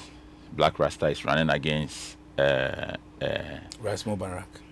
No, this Philip Philip Nye, and you know that Black Rasta is the best candidate, but because Philip Nye has all the money, he pays, and then he gets into parliament, and is part of the legislature, and you know that Black Rasta is the one capable of. And the sad part is that you get into parliament, and the law is that you have to select a certain number of MPs amongst those people. So whether they are the best or not, it doesn't matter. Once they are there, then they come and run the country. And it all comes from one delegate who was sitting somewhere waiting for 500 Ghana, 1,000 Ghana. They don't care. So what I wanted to do was to create a template that will work for Chief Moment tomorrow, where he can just get up, walk into a constituency, doesn't need any of these delegates, contest an election, and he wins.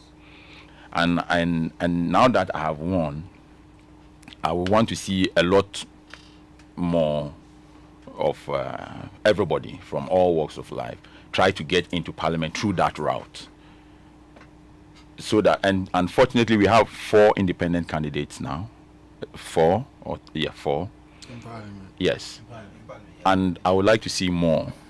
I am not going to be there for more than 2 terms. And I've developed this template so that other people who want to come there will benefit from it. It's something that I want people to benefit. And what I do is what will make Black Rasta's constituents decide to vote for him.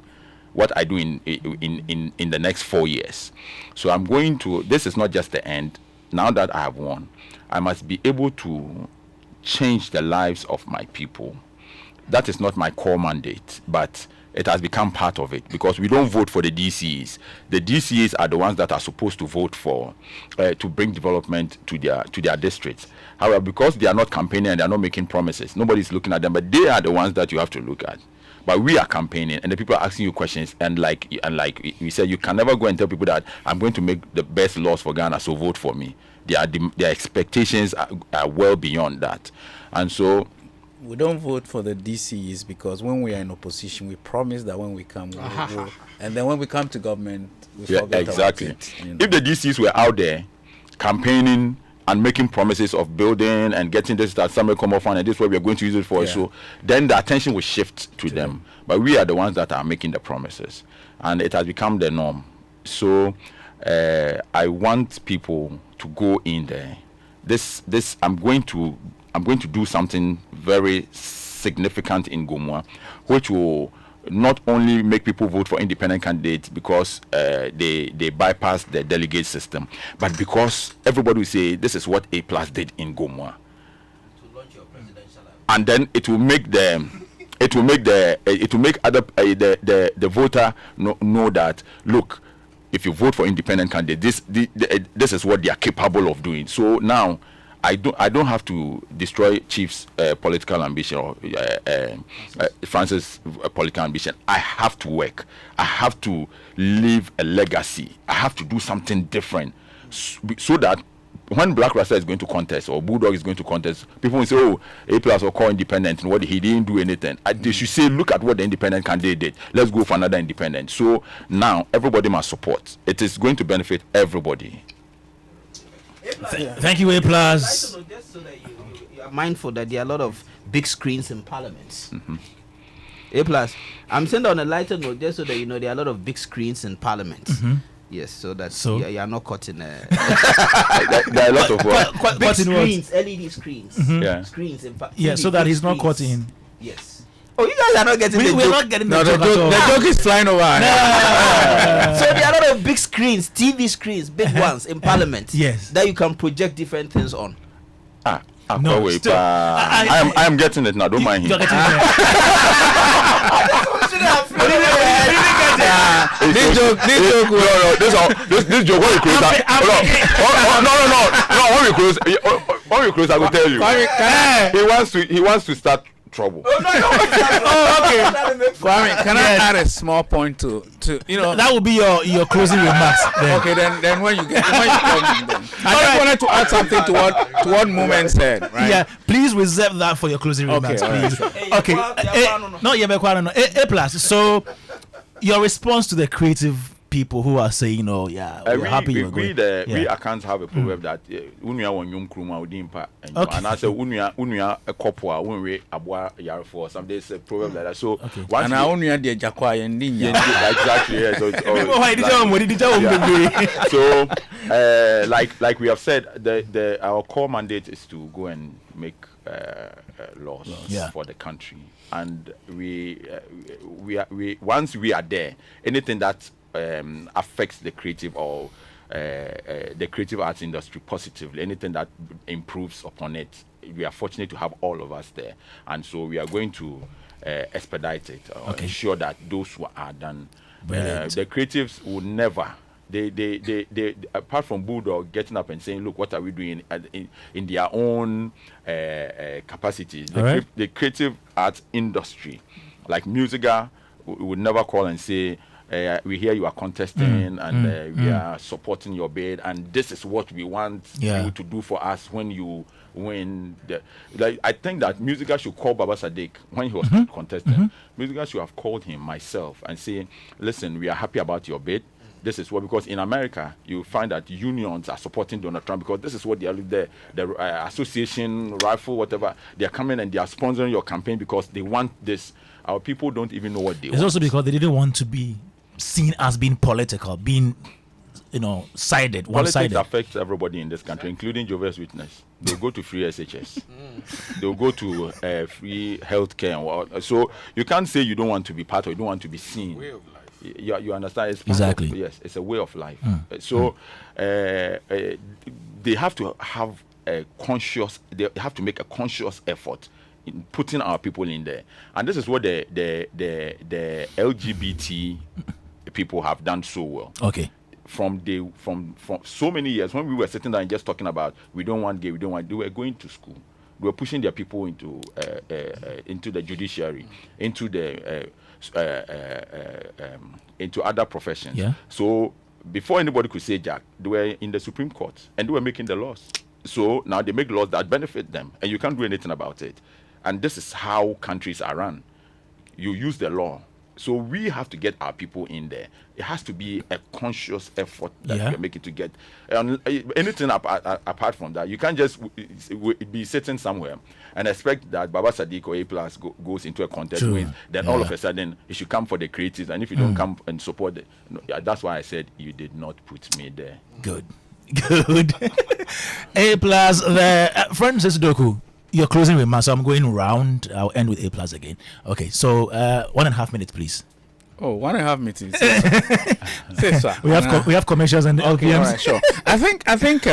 I mean, this has been a very, very interesting discussion. We are happy that people we know are in Parliament, have been elected to Parliament. As we've all said around the table, they're not there necessarily just to represent the sector, but they're being there would help when issues come, when policies are being made, discussions are being had from the perspective of the creative arts, and I hope that they live up to it. A Plus is saying that he's going only for 2 terms. Telepower is sweet though. If you go away, it's sweet. You say, okay, let me try it the 3rd time and see, and all that, but. I believe that he's a man of his words, and he's shown, over the years that he could. Right. But I think, Kwame, most important for me is that, and when Moment mentioned it, that's what I wanted to touch on, that there are certain things. I mean, this government has done some good things. For me, the year of the return, and because, I go around, I meet people from different countries. Yeah. It was the biggest marketing activation for a destination in Africa for I believe about 25 years. I mean, from the days that we used to do the Pana Fest till now, I think the 2019 was the biggest marketing activation. We criticized some aspects of how it could have been done better, but it has really sold our destination. And so for me, this is something that I believe that a new government shouldn't throw away completely. The initiatives that came out of the year of the return, like the December NGH and other things, need to be enhanced further. The event organizers, the artists and all that need to be resourced properly so they can all play a role in. What we didn't do well, in my view, was that when the people come in December, we don't give them any opportunity to experience the country beyond just the parties in Accra, and all that. We need to enhance that, in my view. And so some of the things that have been done well, not just in tourism and creative arts, but across, different industries. I think that it would help President Mahama and his administration if they continued and did them better. Exactly. So wish them the best. Thank you, Francis Doku Bulgard. Yes, sir. Okay, let me speak to you as an NDC member. Yep. What should we expect from the party? From your government, sorry. Okay, so so let me say this, right? I know His Excellency John Mahama personally, and he's a man of his word. Yeah. So everything he said, he will do. For me, I'm really interested in the Operation Recover All Loot. It's very important. I think one of the things we need to understand is that as a nation, we don't hold the keys to our own destination, because other external factors determine how we live against this dollar, whatever. I don't know how we got here, and I'm hoping that we will move like this present administration came saying, "Oh, we're moving from taxation to nothing to production." Yeah. I don't know how we got here at whatever point in our lives, but we're here, and I think the mandate that has been given to us as the NDC is to try and recover all the loot. Okay. And I'm very interested in that. Everything else will fall in place when that is done. I think that even if we dedicated our 4 years in doing just that, that would be a huge legacy for His Excellency John Dramani Mahama. You understand? Because honestly, it would be very, very difficult to come and say, "Oh, we're reducing fuel prices. We're looking at Kenke that is 7 cities. We're bringing it to 5." This is impossible. Things will just go up. People should just expect that. Look, we should be tightening our belt and making sure that these people that got us here, I believe that we should build a special zoo, not a prison, zoo for them. Then we'll showcase them that if you want to be corrupt, this is where we put you. In the morning, we'll put you in the sun, in the cages. People will go on excursion and go and look at that's what we should be doing to these people. You understand? Some of us will make sure or ensure that is done, because that would be against the Constitution. What do you mean by that? What I mean is, you see, we're going to go use the laws. We're not just going to go and do anything. We're using the laws. To start with, as a public officer, you owe us an explanation. Just by that, coming to solicit our votes to go out there, go and stand in our stead to collect money, and no. That alone. But the prisons are there, so why establish? No. We should know. You see, they cannot be bundled up with the ones that are there already. There has to be another, because I can count on my fingertips how many they are. If we had 110 ministers and they are all corrupt, they should be there. A specialized, and they shouldn't be in cages. So when we go in their boxer shorts, that was the Minister of Roads who spent. And you are willing to be part of the. I am telling you, because we have worked tirelessly. What's the word? Tirelessly. To get here, and I think we should be people of our words. And I know my boss. He will do the right thing. It is finished. It is done. Agbena. Black Rasta. If you met Mahama right now and you were to advise him, what would you say? I will tell him the same things I told him before he came into power. Okay. I will tell him that, Mr. President, you have a unique opportunity to write your own legacy and heritage. Make sure that you look at Ghana first. But I just wanted to say something small about what Bulldog said. He has said something that is more than just monumental, but it looks like it just blew away. When you read Macbeth, you see, there was this king called King Duncan, very good king, but a greedy man called Macbeth came in and killed him and took over his position, kind of.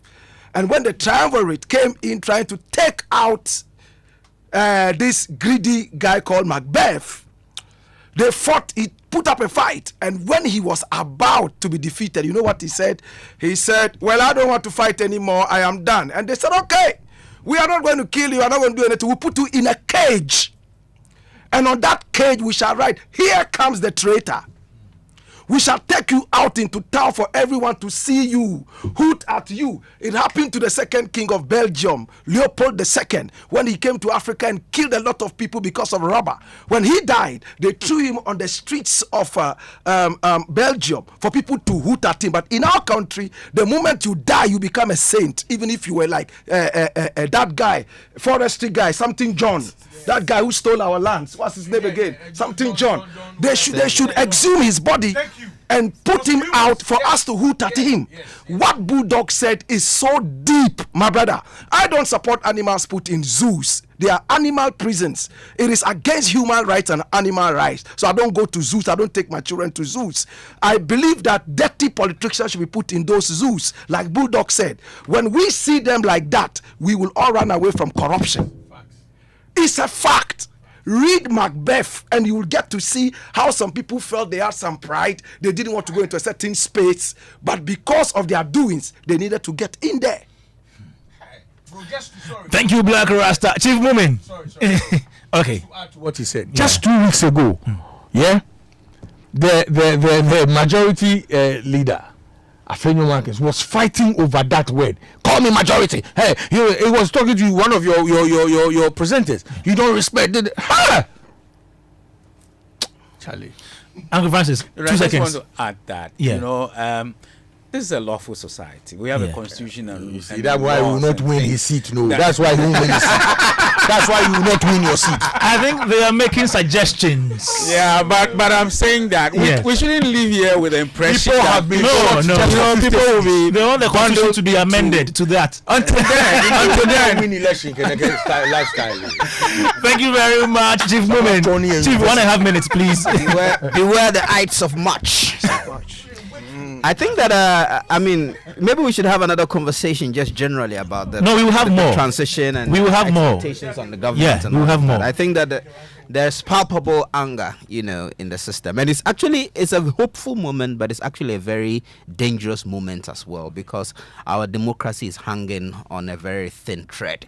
And even Mahama hinted at it during the campaign. And if this government fails abysmally, that's an incoming government fails abysmally, we don't know what the future of our country would be. So it is important that, you know, the new administration enters government with, you know, a lot of sobriety, you know, thinking about what they can do to really bring back, to materialize the hope. Right now the hope is there, but then how do you live up to expectations? And then I want to hope that this government would help, you know us in a way that can restore some kind of hope. But it's a double-edged sword. You know, this majority that is given to this government, the NDC incoming government, is a double-edged sword. They can either use it positively or they can, you know, use it against themselves, right? So the media will be here, you know, to hold the government accountable. People like independent candidate like A+, we can be sure he's going to ignite chaos in Parliament, you know, if he wants to. That is if things are not going right, and the rest of us would be here to observe and add our words to it. But one of the things that the government must immediately take off their minds is that idea of doing a TV station where those things. No, that one, I think they should rethink that. Any government shouldn't be interested in doing TV stations or music streaming. Those, I don't know, there are creatives who advise them on that, but that's absolutely ridiculous. One day we beg. Absolutely ridiculous. No, please. Thank you. Our government shouldn't get into the business of these things, you know, and I'm sure we'll discuss more policy. And one of the things they must immediately take away is, you know, beyond the return as an activation. Good. As a policy, I've always maintained that it's policy behind the scenes. What do we do after the return? But now I'm excited about the Black Star experience as a new activation, which will be a good successor to year of return activation. Good one there, Chief Mumin. Let me come to A+, his final words to his constituents or to Ghanaians before we take leave. Okay, thank you. I'm actually one of your constituents. You are not, please. Please continue. Amadia. Yeah. And so what? On the 30th of June, and the 30th of June, 1982. Yeah.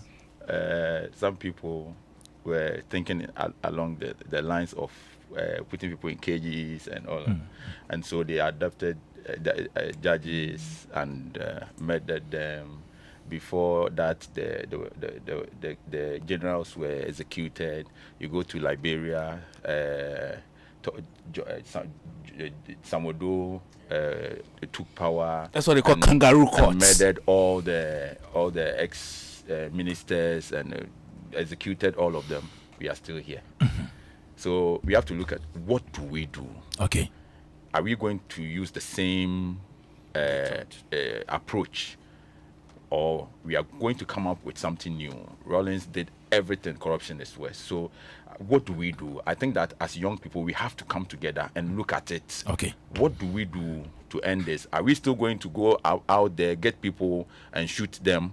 Is it going to change? Are we going to put them in cages? Is it going to change? Or are we going to put our system in such a way that the system itself is the dictator, which prevents you from engaging in some of these practices? Great. All of these are things that are Great. Hey, good one. No, you know why? No. Thank you very much. No, that is an MP speaking.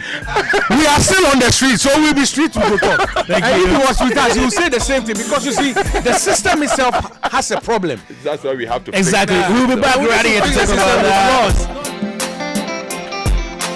Joy 99.7 FM, thank you so much. Bull God to you, A+, to you, Francis Doku, Chief Moment, Black Rasta. Now on 26th December, we're all going to the Bree Botanical Gardens for Joy FM Family Party in the park. We have Kamido, Kwabena, and many others coming to thrill us. Come with your family. It's 200 Ghana cedis for a family of 6. Just dial *714 *003 *3#. And then buy your tickets now. And don't forget to listen to Pentecost Hour tomorrow right here on Joy 99.7 FM at 1:30 p.m. My name is Kwame Dadzie. Show brought to you by MTN everywhere you go. Superstar multi-fruit drink. The show was produced by Philip Nye, supported by Anita Tay, Chris Piquet, Olivier Fangnan. We're back same time next week. My name is Kwame Dadzie. The other day, I visited Kweku at his spunky new office to congratulate him on opening his business. And man, was I impressed. The business is just moving quick. The sales,